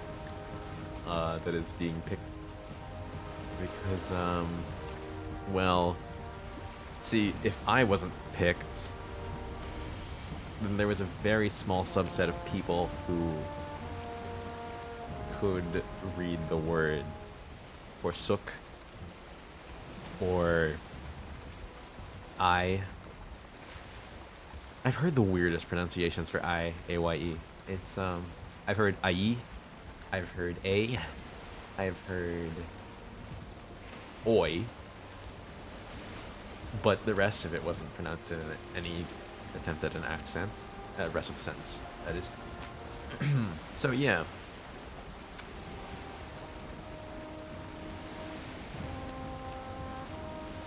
I is one of those weird words that just gets mispronounced, even though it's looks fairly simple to me, at least.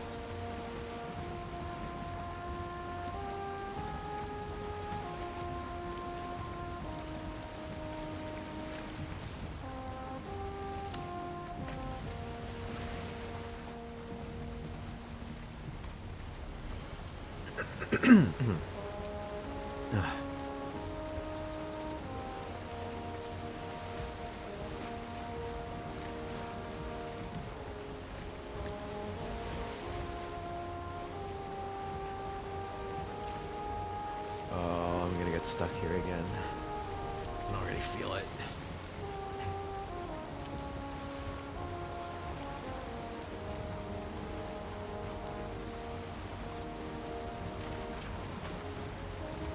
Okay. Sailing good. All right, and that looked painful to my ship. Okay. Durability isn't too bad yet.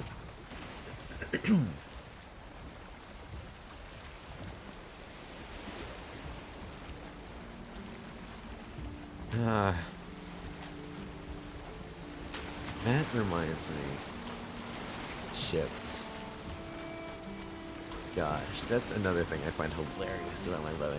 Obviously, where you're from does not.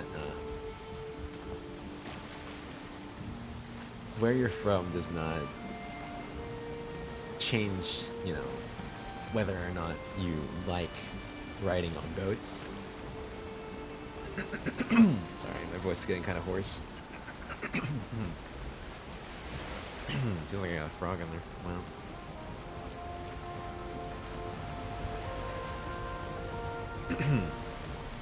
Whether or not where you're from doesn't really change whether or not you like boats. I just find it absolutely hilarious that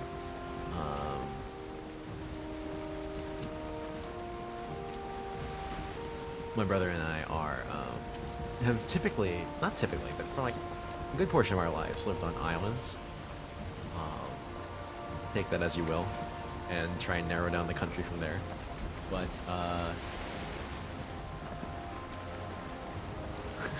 he absolutely hates boats. If he stands on one that is docked, he will get boat sick so fast.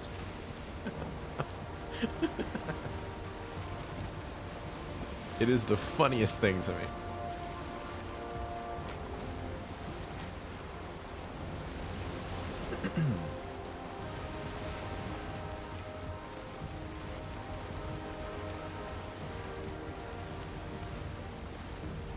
Being on a boat isn't necessarily fun. I don't know. I guess sometimes in the times that I was on a boat, you just kind of needed to be on the boat to get around. So, um, I guess I didn't really see it as fun, more just like as a method of transportation. Kind of like, you know, riding in a car. It's fun to some people. Some people it's just a thing you do.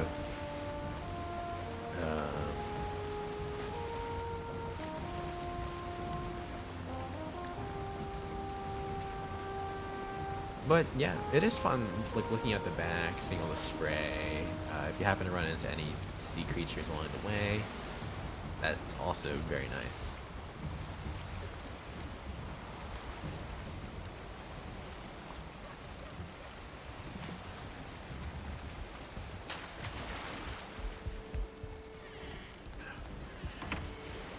I've never been on a sailboat though.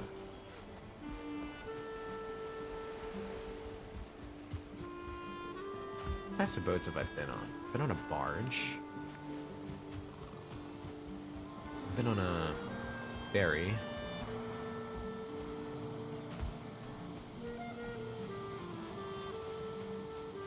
Been in a canoe, I guess. I don't know, it's hard to remember nowadays. Oh, all my stuff is in the boat still. Damn. I'm letting so many things slip my mind. Guess I'm just more focused on talking. Oh, right, I'm out of turnip stew. That's a shame.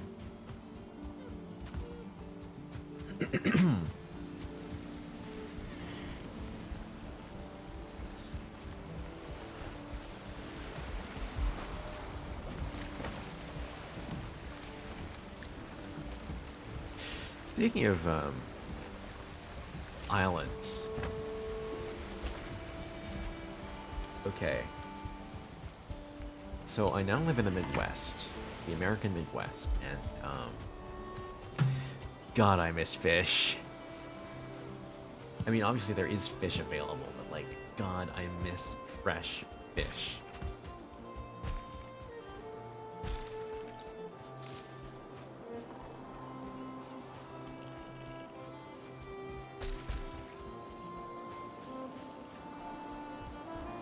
What fish do I miss? Anything.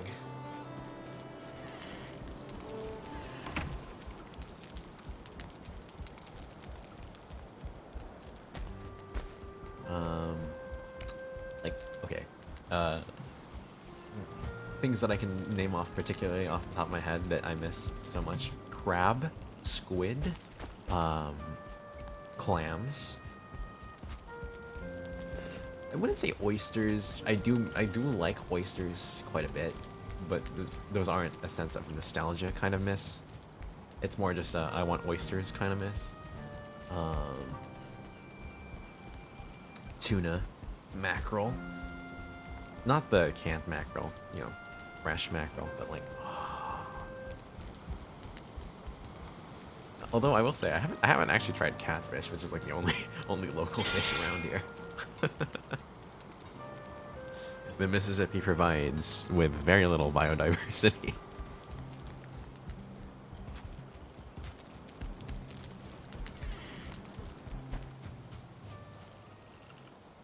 Oh, that's the coal spot. All right.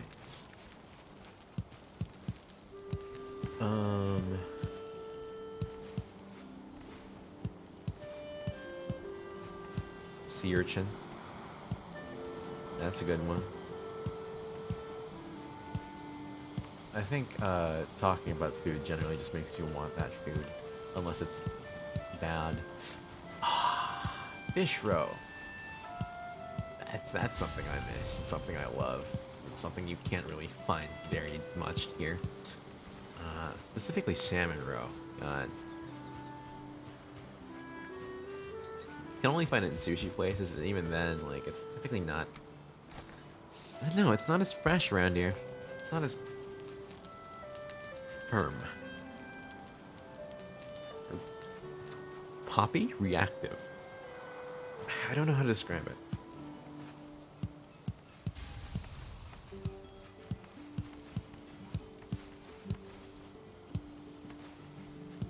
It's just simply not as good.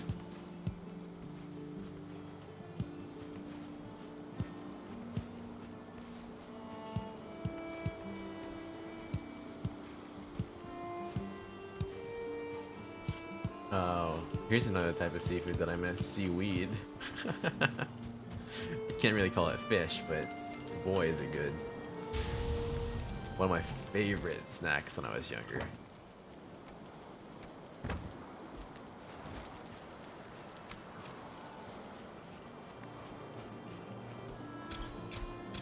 All different types.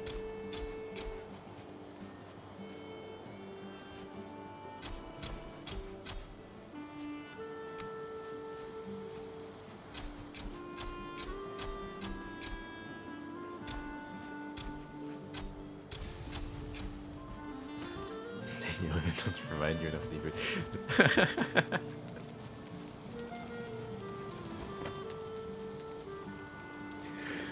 The state I live in borders the Mississippi, and that's it. It's the only body of water nearby. And it's not even the clear section of the Mississippi. It's all catfish. There are two types of fish you'll find here: catfish and bass.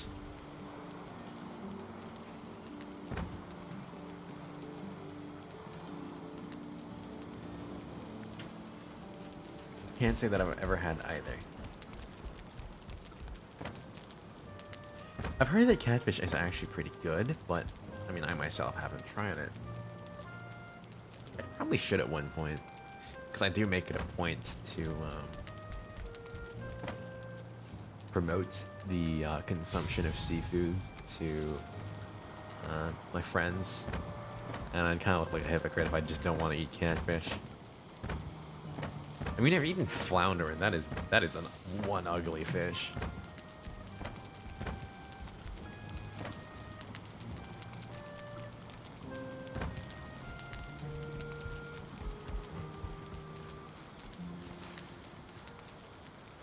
Wolf armor.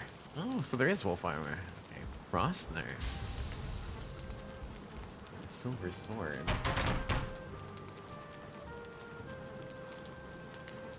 Wolf fur cape. Ooh. Resistant versus frost. Let's see. Looks like I'm gonna need to make that.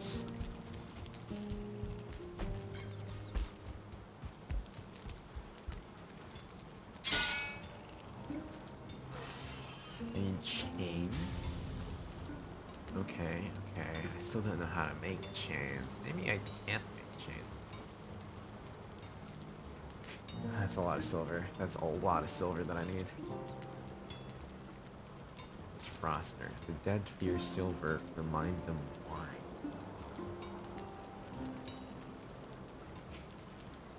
Blood frost spirit. Spirit. Okay.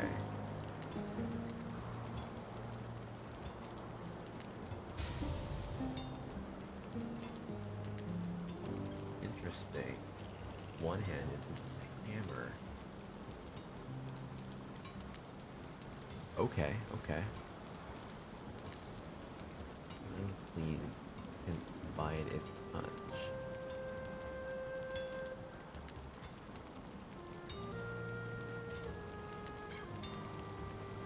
Gosh, I'm gonna need a lot of silver.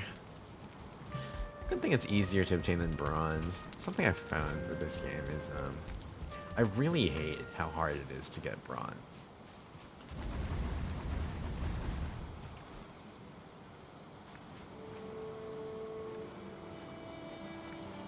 Alright, coal.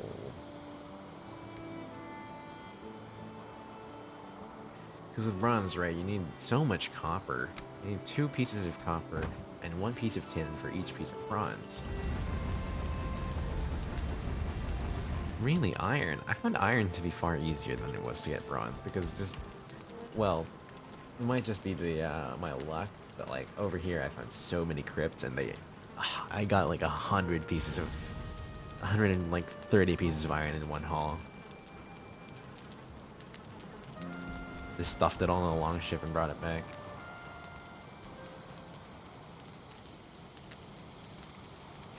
That's the advantage of the longship. Uh, it's nice and fast.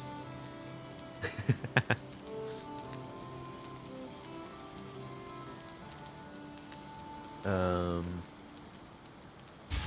Oh yeah, I have a grave mark here from the plains when the death skeetos got me. Well, actually, I think it was the foolings, but either way, those are. Yeah, I hate them. I hate them. I hate them. So deadly.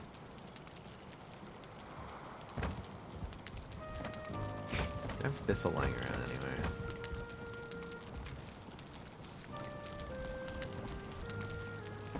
Should probably make my turnip stew.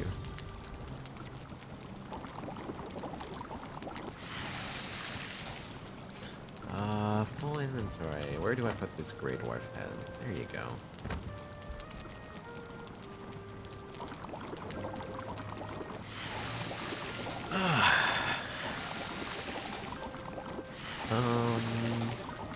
Alright.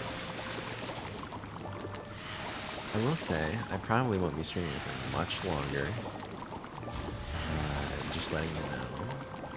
Maybe 15 minutes, probably.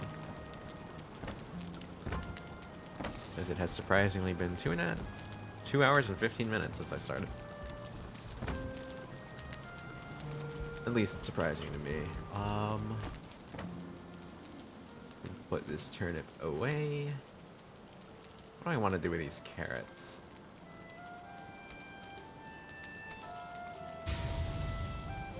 I'm gonna make some carrot soup, but I'm also gonna go try and tame some boars.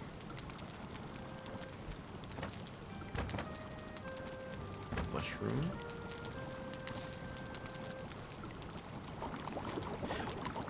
Well, I'm glad you found me before I left.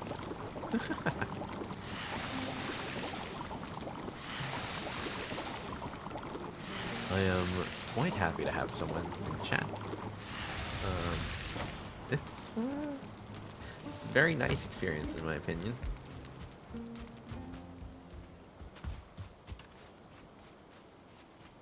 I can't eat more sausages. Alright, let's see. Where were those boys? They were down there. I was going on about something, I feel like, but I can't remember. Maybe I was just going on with something in my head.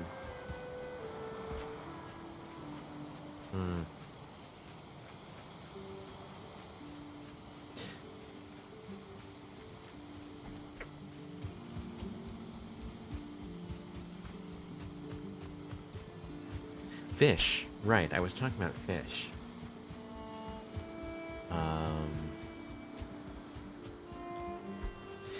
Yeah. Around where I live,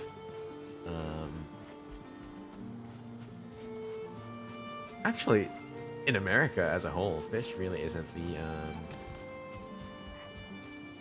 Oh, I don't want to put my spear out.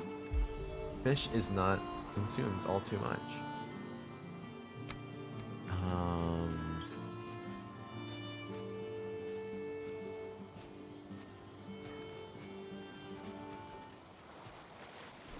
I believe the pounds consumed per capita range within the single digits for fish.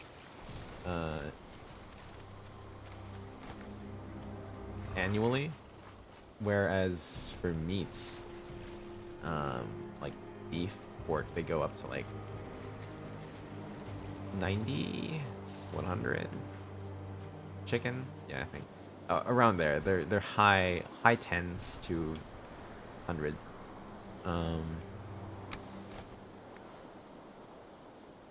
I say tens. I don't mean like 20 or 19, 18. I mean like 50, 60, 70. I can't remember the exact numbers right now, but like, I don't know. I find that so surprising. I guess seafood is more expensive and less filling for most people, so it might seem less worth. Also, it's just not as culturally important here. But I don't know. That's one of the things I found absolutely fascinating when I found out the lack of consumption of fish in America as a whole. but especially around here, that's okay. That's one thing I hate. Seafood, hating seafood because of the smell. It makes no sense to me. Because to me, seafood smells amazing when it's done right. If it smells bad, generally I feel like something is wrong. That said, I like the seafood smell when I'm going to eat, so that might just be me. That might just be a me thing.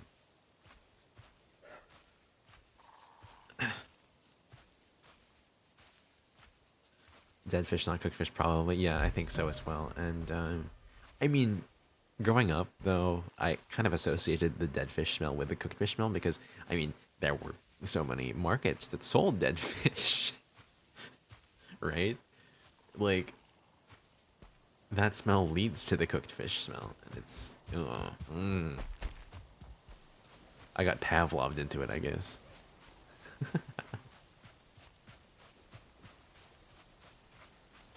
Um,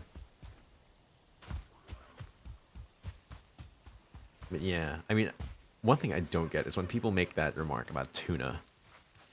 And like fresh tuna isn't even a thing here, right? It's always canned tuna, and canned tuna doesn't even have that strong of a smell, in my opinion.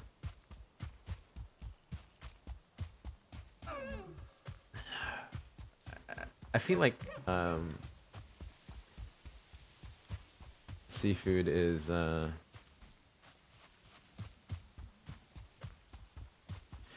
when it comes to tuna in particular. No, I'm not trying to say something about your name.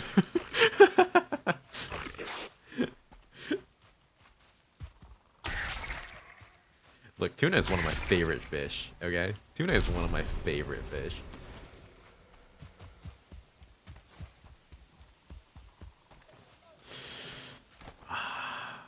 I don't know where you live, but it's if you've ever been to Japan and had the tuna there, I guess you haven't had, not you haven't, you might not have had the tuna in America, but oh god, tuna in Japan is so very different from tuna in America. It's more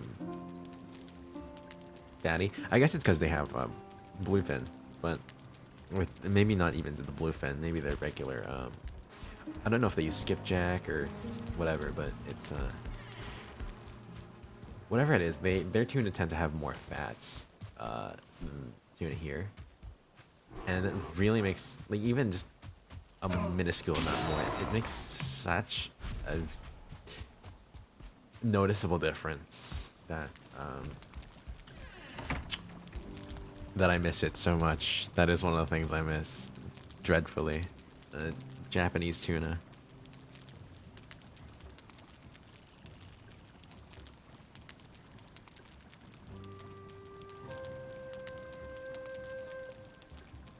Huh. Uh, no, I'm from nondescript Asian island country.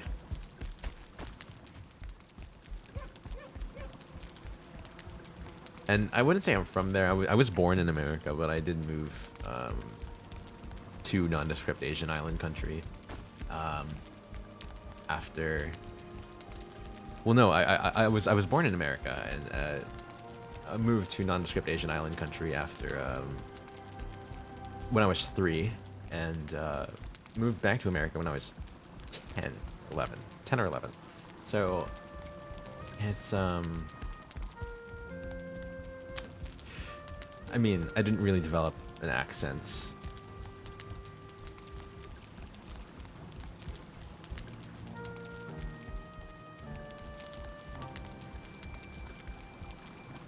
Nor did I develop much of an ability to speak the local tongue.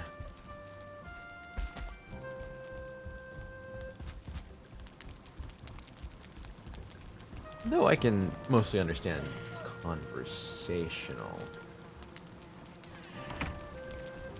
language. What am I doing? Oh, right, I wanted to go check back on the boars. See if sleeping lets me tame them more.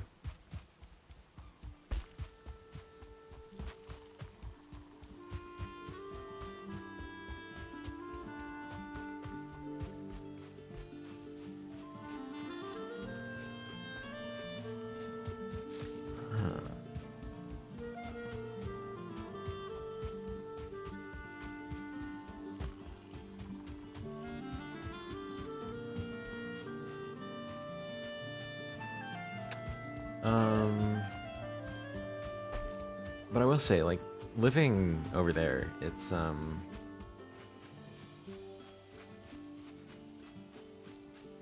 I'm very grateful to have been able to live in a place that wasn't America, and then to come back. I think being able to see a different culture and live in a different culture and experience that, and then experience um, another to live in different cultures. Essentially, it's very it widens your perspective. I think it makes you more open to things. Stuck in one state your whole life. Uh,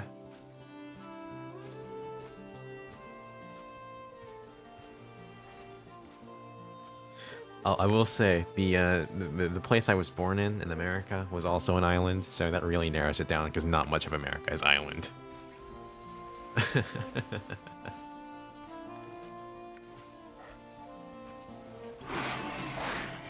It is 29%. Okay.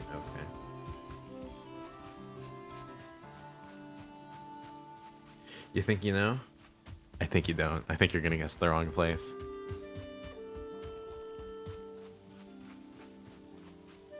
I think I can safely say the location I was born,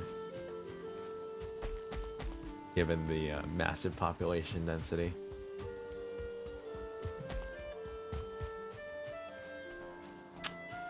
Um, Take a guess, then.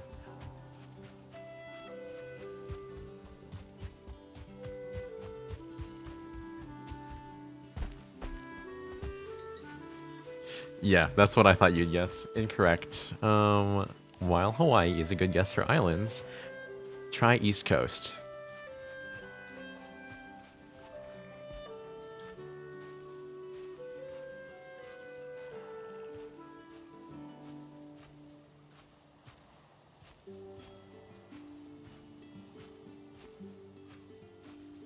Manhattan, the island of Manhattan. New York.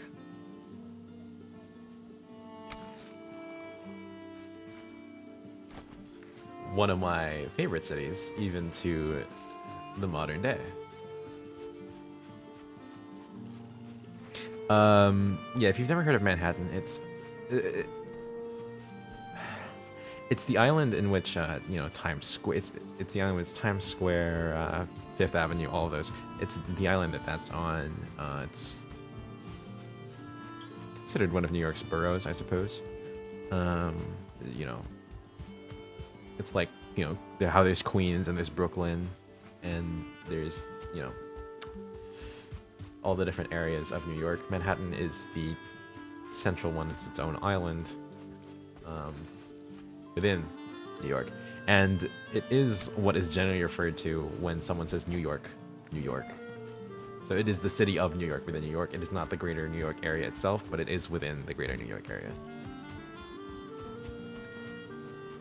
If that makes any sense. It might be a little confusing.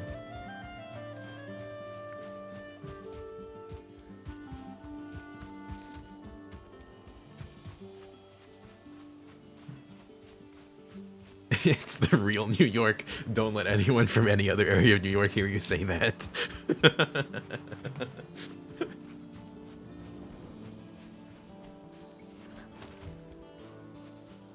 It's the famous New York. Unless you consider the Bronx famous, I guess.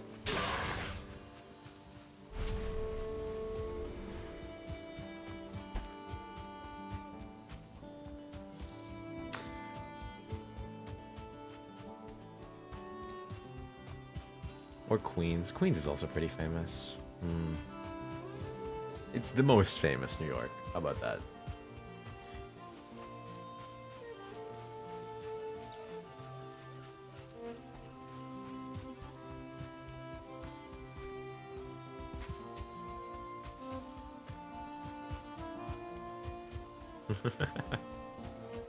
What are New Yorkers like? Well, I'll remind you that I was only 3 when I left, but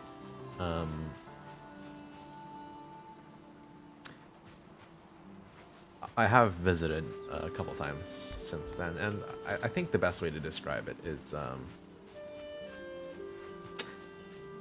New Yorkers are typically rough and rude, but kind at heart. Which is to say, very blunt, um, maybe crass in their use of language, but um, considerate.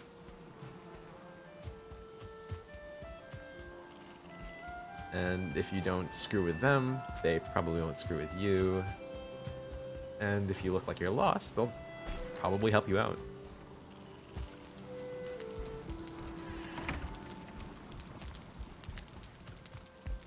I like how I'm just running aimlessly now. I'll store some stuff. Where's my meat storage? There it is.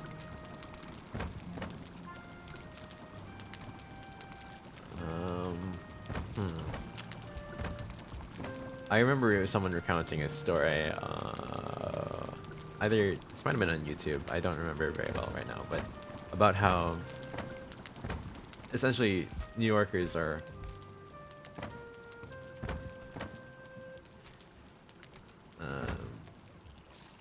they've got this radar for lost tourists. The second you look anywhere slightly above ground level,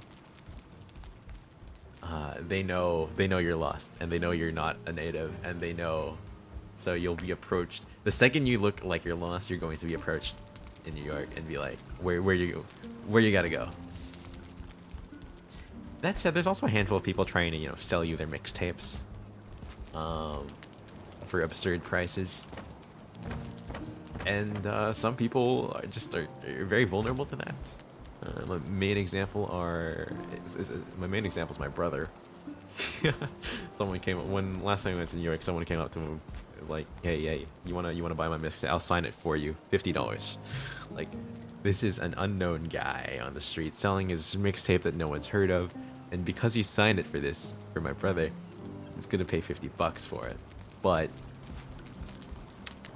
that's a trick. That right there is a trick, because the second they sign it, you know you have to buy it if you're vulnerable to this stuff, because then they can't sell it to anyone else because it's signed for you.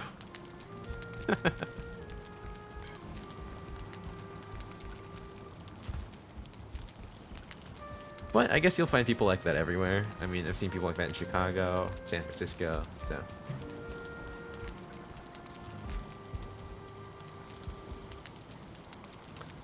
It is a little intimidating.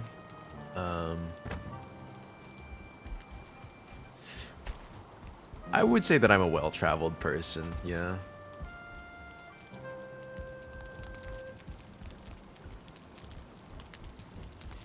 In terms of places I've been, I can't say I've ever been in too many of these places for very long, but places I've been, traveling was a huge thing for my family.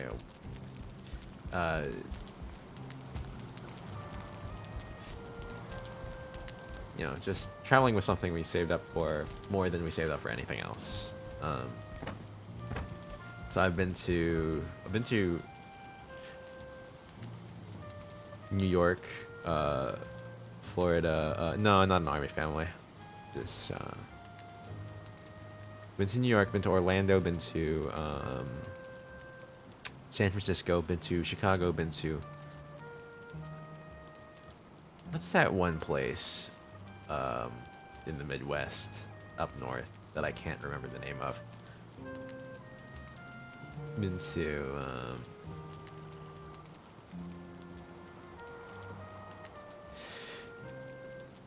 shit, I can't remember. I've been to Indianapolis. I've been to, no, not Alaska. I've never been to Alaska. I haven't gone to very many places out west. Been to Hong Kong. I've been to Tokyo. I've been to Manila. in the Philippines, and let's see. I think that's about it in terms of famous cities or populated cities.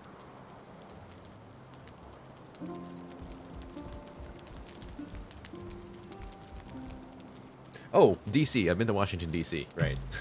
How could I forget the capital of America?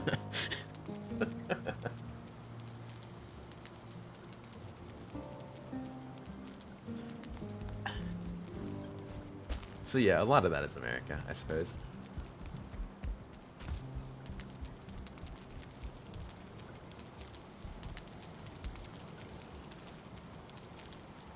Yeah, traveling is it's one thing that I think is a I'm very grateful to have been able to do, and b I think is one of the best things you can do because traveling kind of exposes you to more cultures, more people, all sorts of different perspectives, and I think it's well, and all sorts of different food, and it's, it's great. It's absolutely great. I think people should travel more. I think when people do travel, they become more open-minded and less ignorant about just their own opinions or the consequences their opinions may actually have. You know, being in the Midwest, there are, a handful of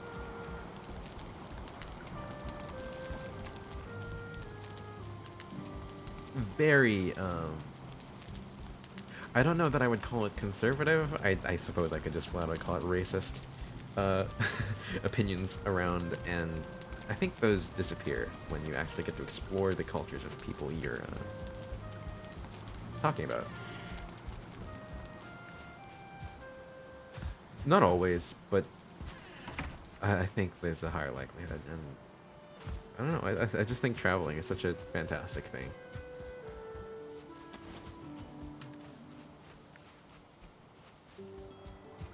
Something I love to do.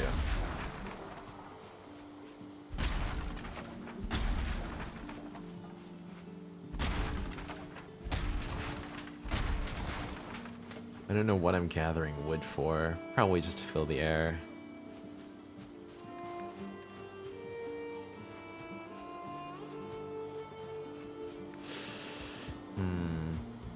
Oh!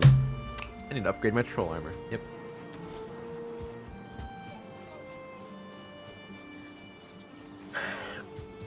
Yeah, that's... People who say racial slurs and then say, well, it's okay because I have a friend that is this race.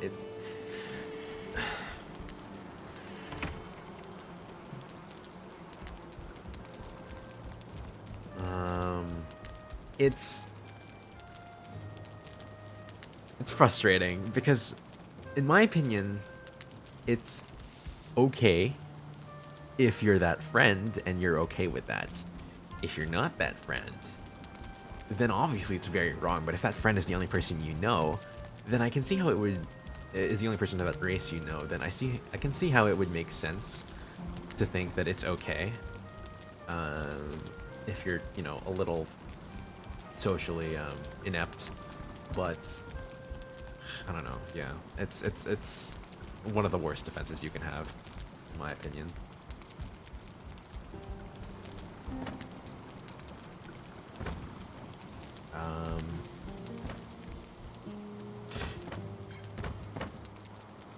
Yeah, I have a friend who is X, so it's fine.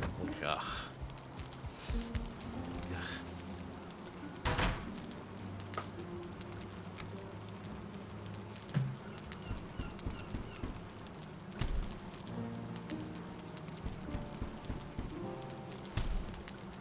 There was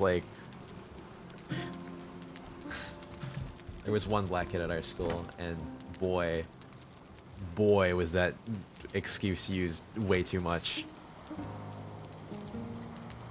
I don't understand how there are more Asians than black people at our school. I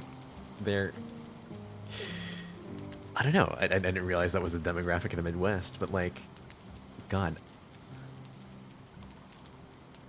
I feel that he unfortunately got to acclimated to it and let himself just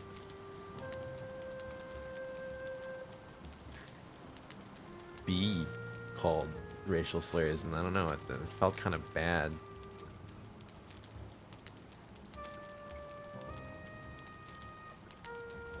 Um,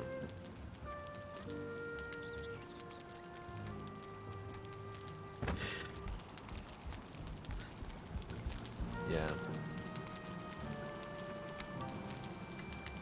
Not that I could really influence too much, being non-white myself. But I don't know, I was never too offended by much, so I can't say I know exactly how it feels.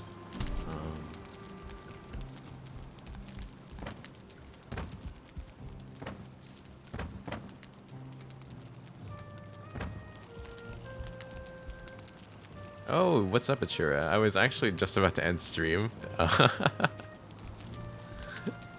You unlucky duck. Um, actually, you know what? I can keep going. Why not?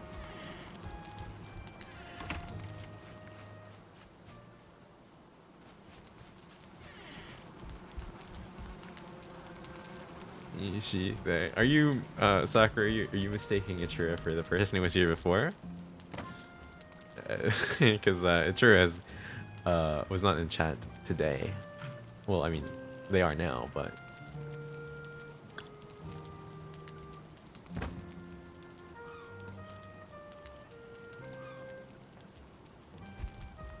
Okay. All my stuff got unequipped.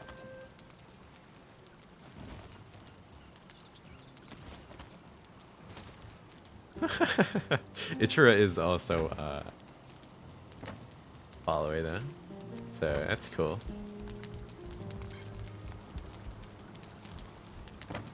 That's fucking with my head. Is that? Are you saying German? Are you speaking in German, or are you just saying all is good in a funny way? Because that is fucking with my head so hard.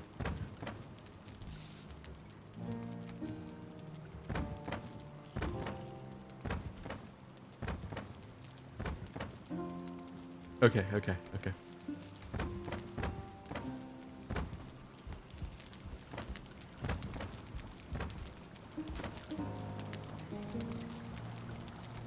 Huh, you speak German. Cool, cool, cool.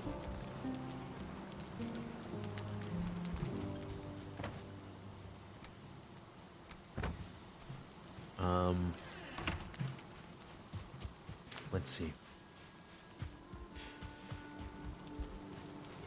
I don't know much German either. I learned some German in 4th grade, and all I remember is eins, zwei, drei, sechs, and guten Tag. Where am I going? Ah, right, I was gonna go mine some more silver.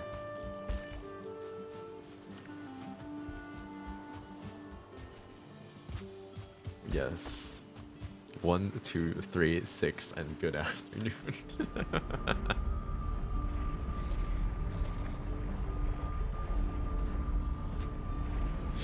I also learned some Italian, 5th grade. The only thing I remember is, Arrivederci and,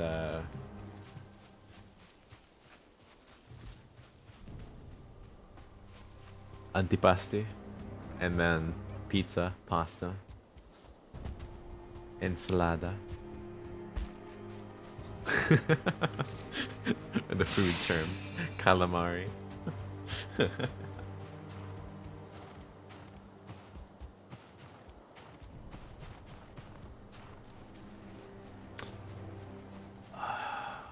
What else have I learned?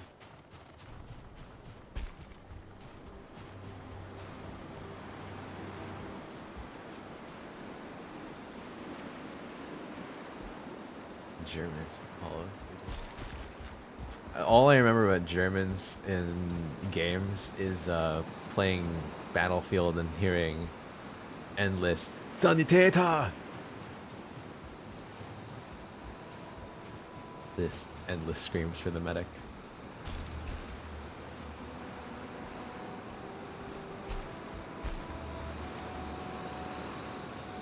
I need to put on the wishbone.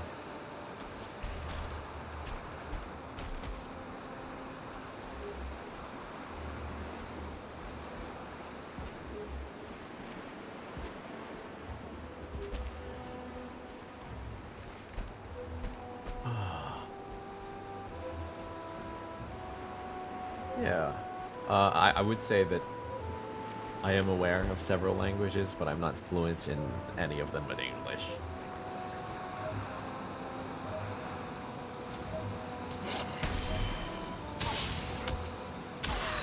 I can understand some better than others, though.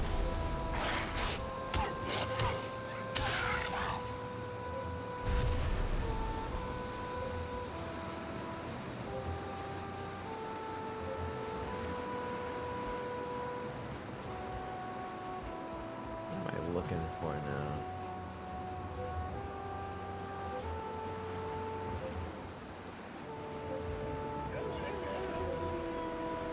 What is that? What is that? Is that a werewolf?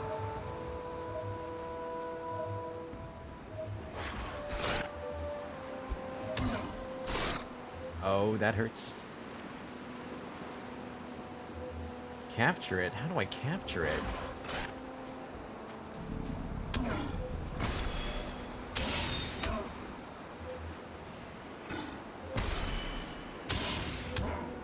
Parry the world.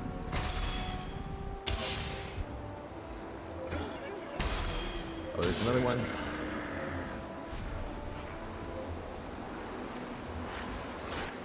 Cool. Okay.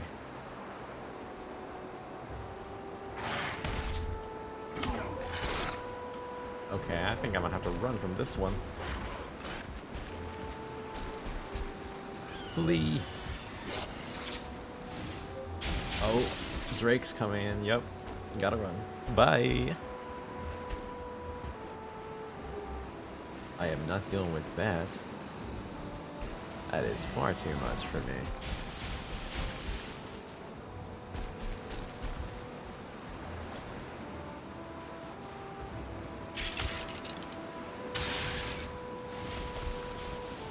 Okay. I guess night in the mountains is a bit deadly.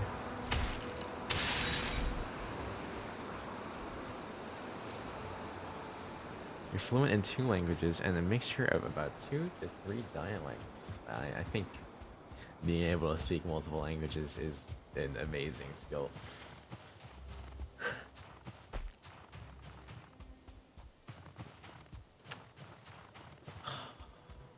I also think languages themselves are very interesting.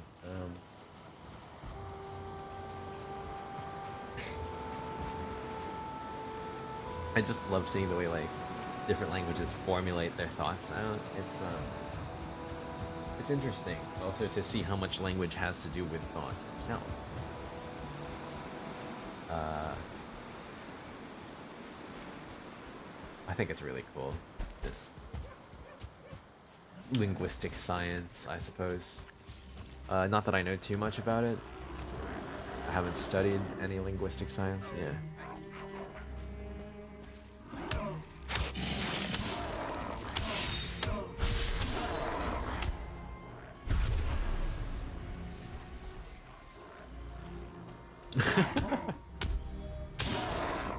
That's, I guess that's one way. That's one way to be what's the word?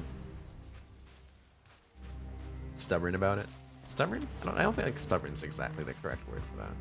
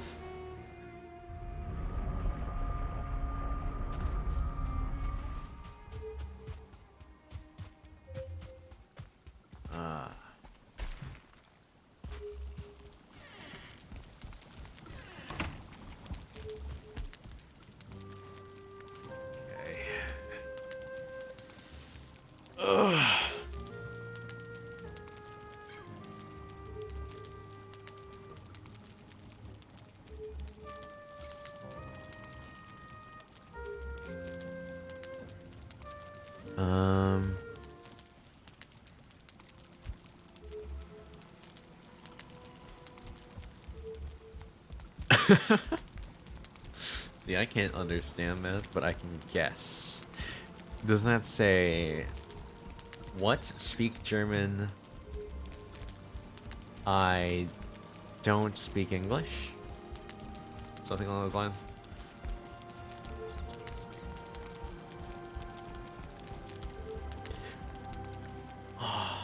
That reminds me. I do wonder where we got the word German from. Because if German in German is not German,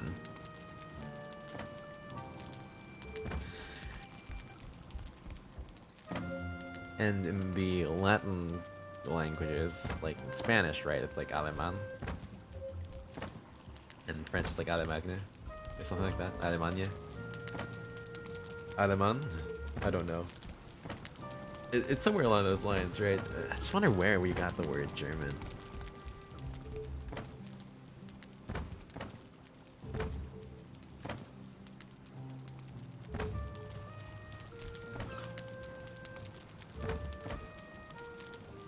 Where did I put my other wolf pelts?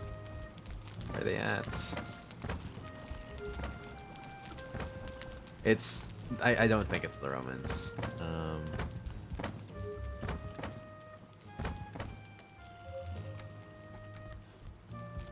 Speaking of Romans, I've heard a funny explanation for the word barbarian. Apparently, well, first off, barbarian just refers to like, I've heard that barbarian just refers to like anyone that wasn't the Romans, really, not a specific people. And second, the reason the word barbarian itself comes from,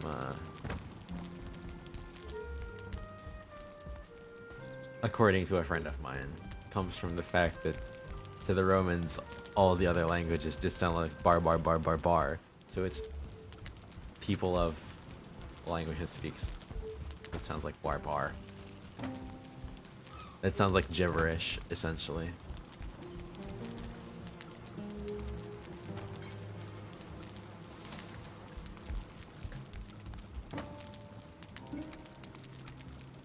Alright, I don't think I need that eye.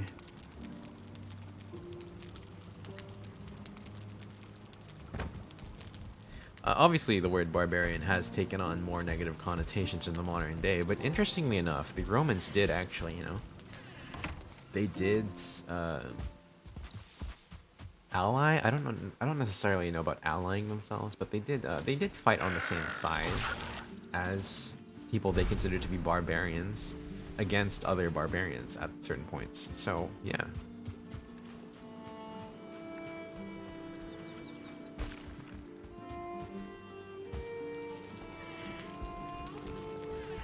It's interesting to see how the word has evolved.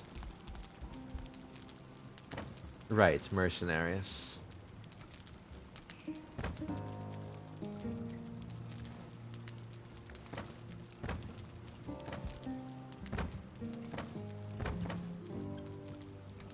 I would study etymology if I was interested enough, but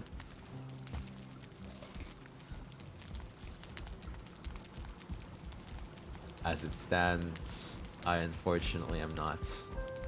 I'm interested in far too many things. Mercenary sounds cool. You mean like the word mercenary itself?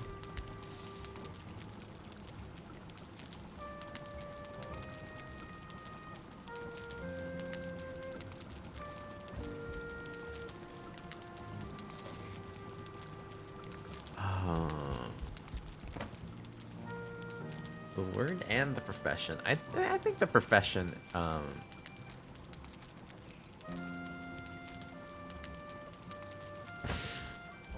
the profession is debatably cool. I think it can be cool to think about, but not to do.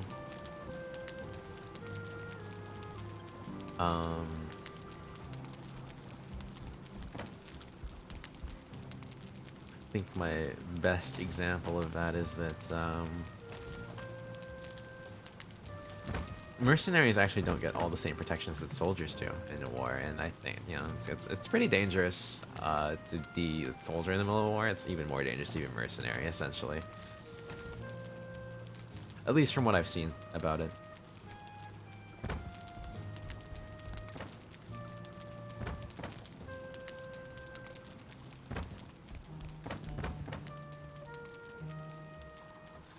For some reason, I was at one point considering mercenary as a career choice in my life, and well, that didn't pan out.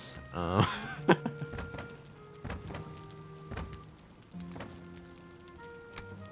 think I was like 15 at the time. I was like, man, I'm gonna be such a badass when I grow up. Ooh, I'm gonna kill people. Yeah, that's what I'm gonna do.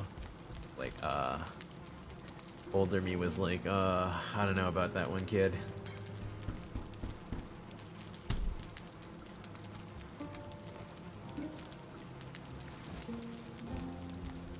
Alright, we got our wolf for a cave.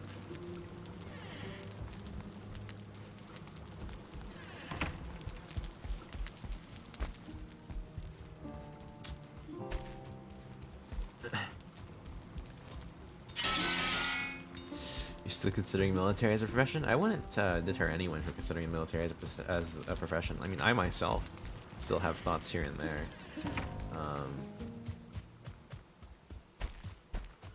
That said, I mean,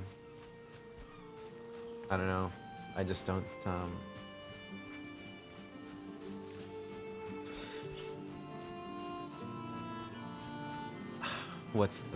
do I put this?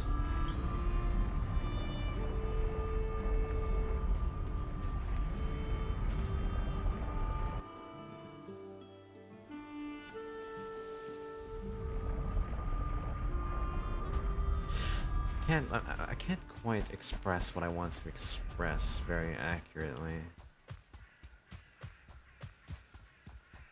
So I'm just gonna meme. I'm just gonna respond with a meme as an answer. I don't want to cut my hair. How about that?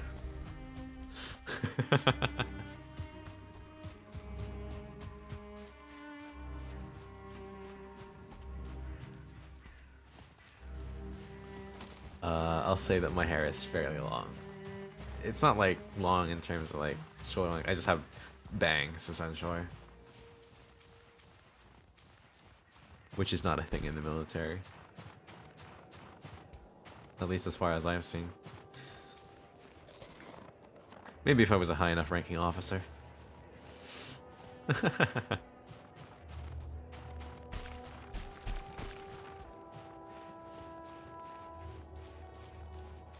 Yes, my hair is one of my prized possessions, and that is the answer I will give you. Don't want to lose my individuality. Okay, here's the thing. I feel like the military doesn't necessarily involve losing your individuality. It could involve losing some, but like there's still like specializations and stuff. Though I suppose there's a far lower range of things you can do to express yourself. So yeah, I suppose yeah. I do like my individuality. Also, I wouldn't be able to stream.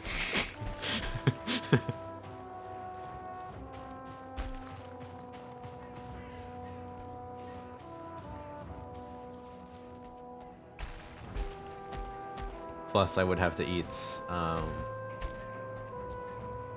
whatever's in the mess that day, as opposed to whatever I feel like.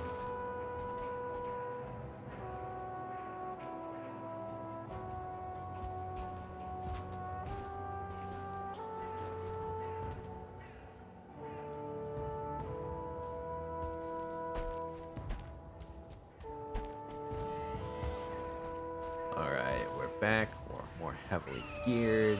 Got our frost resistance going.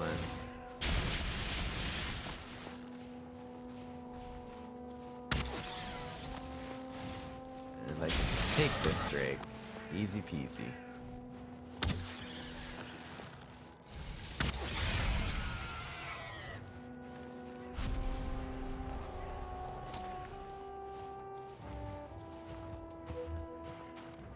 Ooh, something down here. Is there something down here, or is it just sensing that? Oh, it's just sensing that.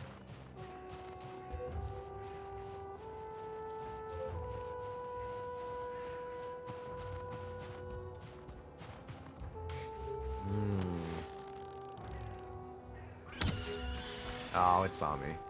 That's too bad.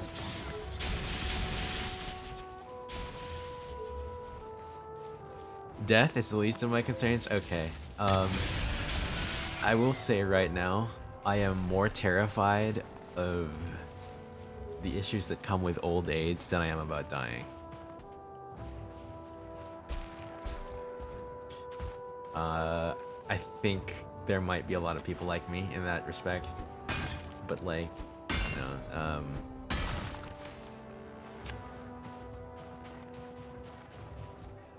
let's just say I'll find the prospect of amnesia to be more terrifying than death.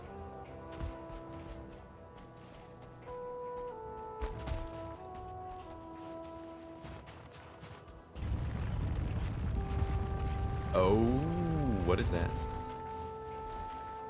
Is that a golem?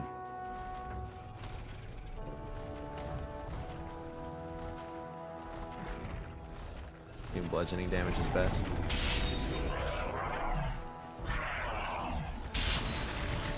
Ow, that hurts. Okay. Oh, that really hurts. I guess I'll just run from this one.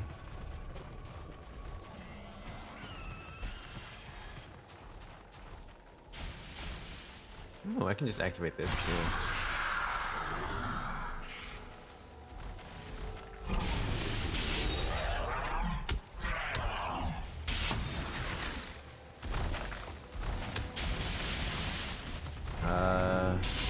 But yeah, I would say dying would be low on the list of concerns for me, yeah. Which might not be the best thing.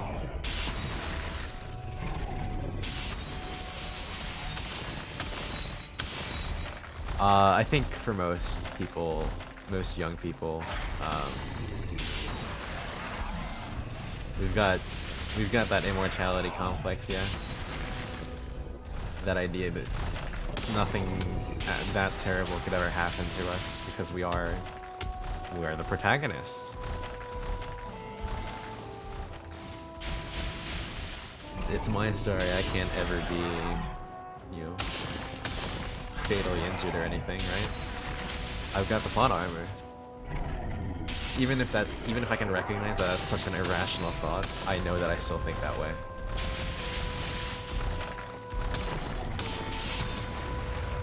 And that's a golem down, baby. Alright.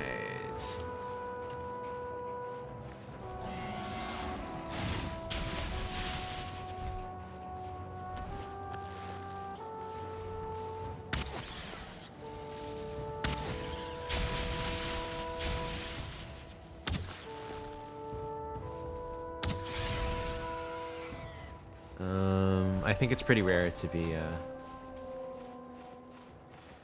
like, early 20s or younger, and to not think that you have that sort of protection, that kind of, like, you know, divine favor. Even if you don't believe in the divine, or even if you don't, even if you think it's irrational, I still think people will believe that. At the very least, I do, even if I consider it to be irrational.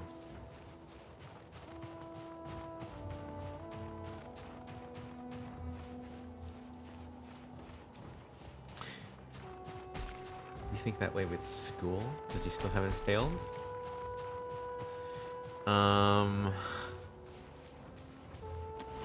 Yeah, I was the same way. And even when I failed, consequences weren't big enough for me to think that failing was a huge deal.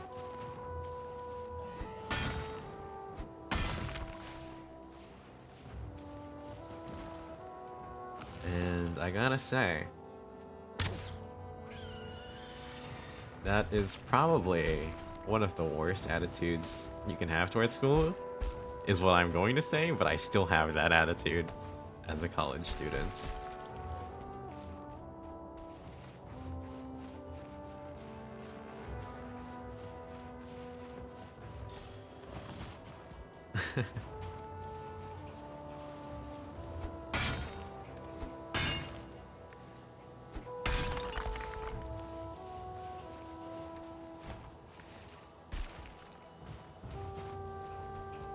Subject won't be useful, you won't care if you fail the subject.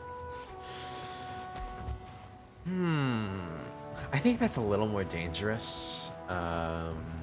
considering, I mean, in high school, right?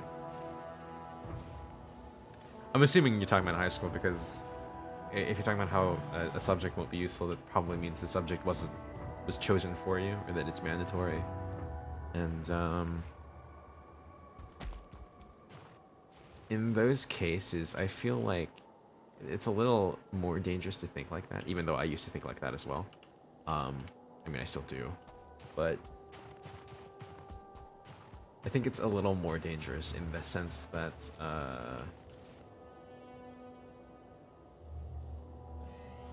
let you who read me be aware of the frost worm is one of the most ancient kins sprung from Ymir's body. The most common form of the worm are the drakes, the small males that cares for the offspring. Most often they can be seen poised by rocky nests guarding the eggs. In contrast, the females are much larger and a rare sight to behold. But once angered, they provide a vicious foe. Okay. Ooh, hello there. Right. I was gonna say, it is a little more dangerous because it affects your entire GPA, but that's only assuming you want to do something that involves needing that GPA. That said, I do think having a higher GPA opens you up to more opportunities if you want to go to any particular colleges or stuff like that. I mean, it really only matters in the scope of college, I suppose. Not even college, but like getting into colleges. Ooh.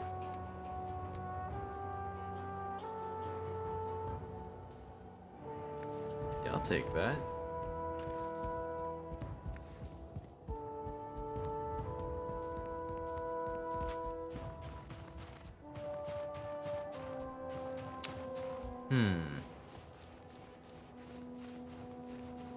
Still no silver to be found. Besides the batch I originally had. Alright, see you for now. Gonna kill a roach. Okay, okay.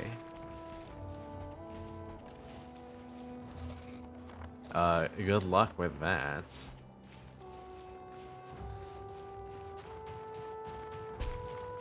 I don't know how good one can be at destroying the immortal, but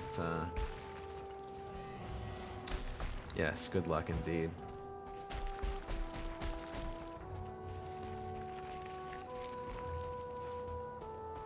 No? No silver, really? Okay.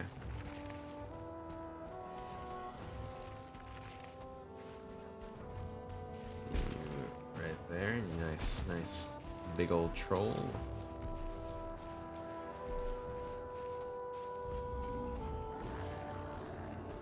Oh.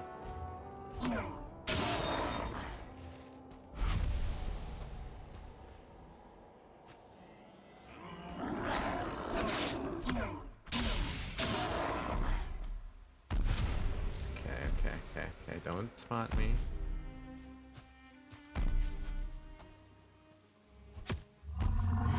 Oh, shit. Okay.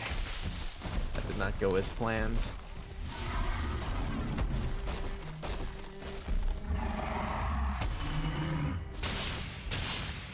Good thing I got a good weapon.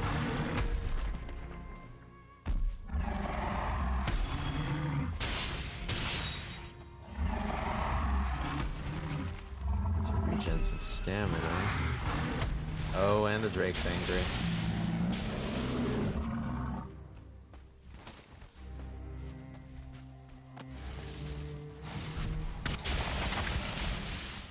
Alright. Come on.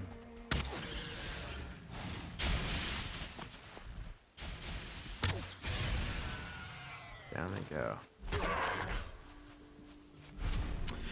Okay.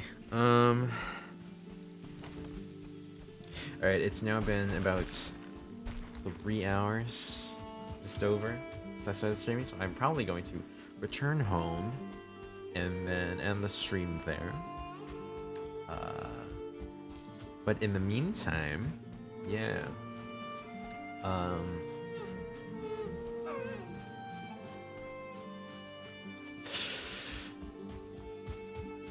I gotta say, I don't know why I embrace so many irrational ideas, such as that immortality complex, or like, you know, treating treating schoolwork as if I'm always going to pass, even though, like, even though I know, like, if I can't uphold a certain GPA, then I'll lose scholarship money, or like, you know, things like that. Like, it's, I don't know why I find it so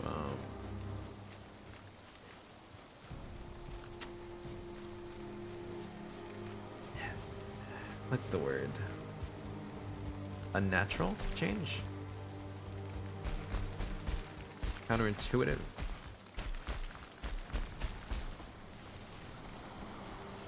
How do I describe it? Just feels yeah, weird. To be rational in that sense. I struggled with school, just sat down and did everything and then just went home. Was just bored most of my time. I mean, I was the same way. It was either that or I procrastinated like hell and did everything last minute, or way past last minute.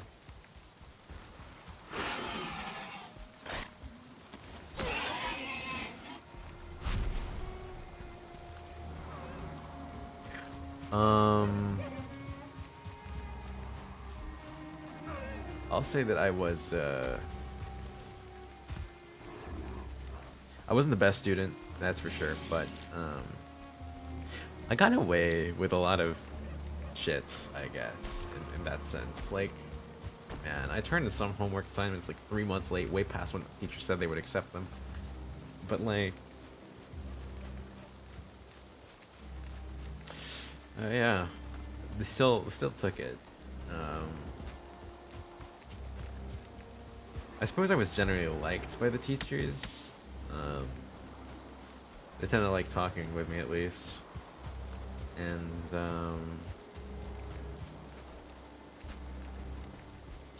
I suppose that might have made up for my bad habits as a student, such as putting off my speech till the day after it's due, that kind of thing. Though I did know a guy who was absolutely terrible with that. He, I remember he never wrote a single speech. He completely ad-libbed everything. And, I mean, the ad-libs weren't necessarily good, but they were passable. Man. Obviously the teacher noticed, but like...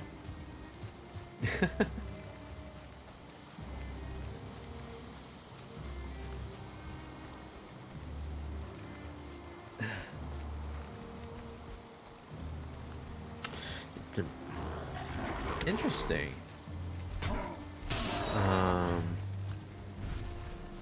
I myself,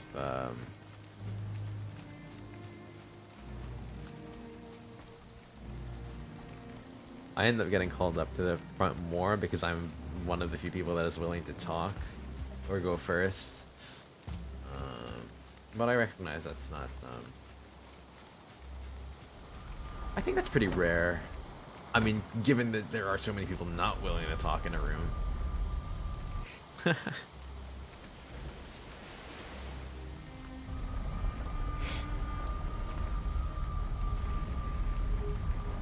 That, and I'm just so, what's the word? I'm obsessed with hearing the sound of my own voice, if that makes any sense. Like, not literally. I just love chatting. I can chat shit forever. Any topic, literally any topic, I can chat shit forever.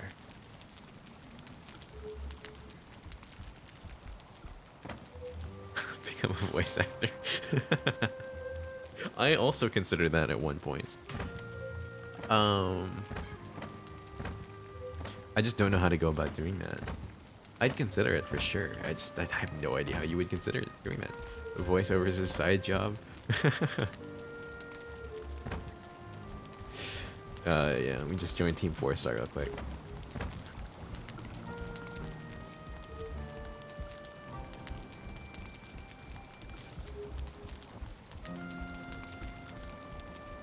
I'll do, is there a Demon Slayer abridged? Can I do that?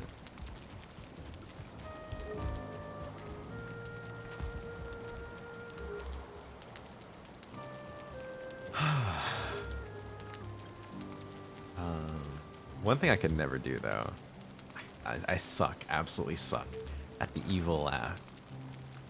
Which is weird because I've been told that my regular hysterical laugh sounds like that, like the perfect maniacal laugh. But I can't do it on command, so. You know.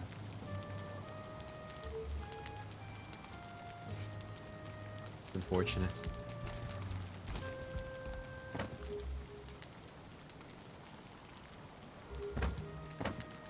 I will say though, while I won't deny that I can listen to myself in recordings of myself speaking, I absolutely cannot listen to myself in recordings of myself singing. I absolutely hate that. Performances I cannot stand listening to.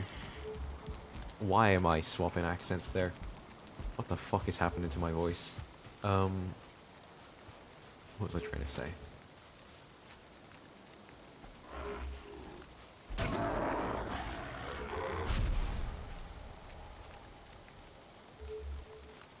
I don't even know what you'd call this accent.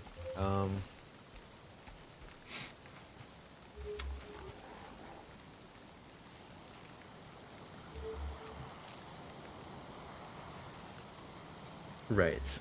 Like, I cannot listen to myself sing. That is not something I can do. I'm recording myself singing. Like, I can listen to myself sing on a monitor, but I cannot listen to myself sing. Oh, I'm destroying my beehive. Go away, go away, go away. No, no, no.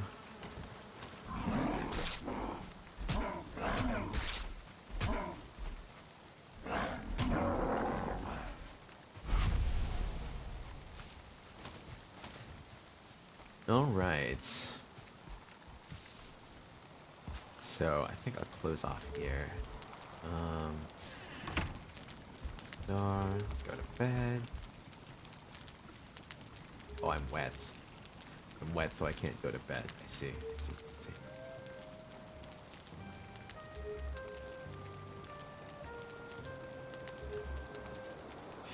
Okay, so here's something about here. Good night, good morning, good afternoon, wherever you are, and hope you have a good rest of your evening or day. And for now, peace out.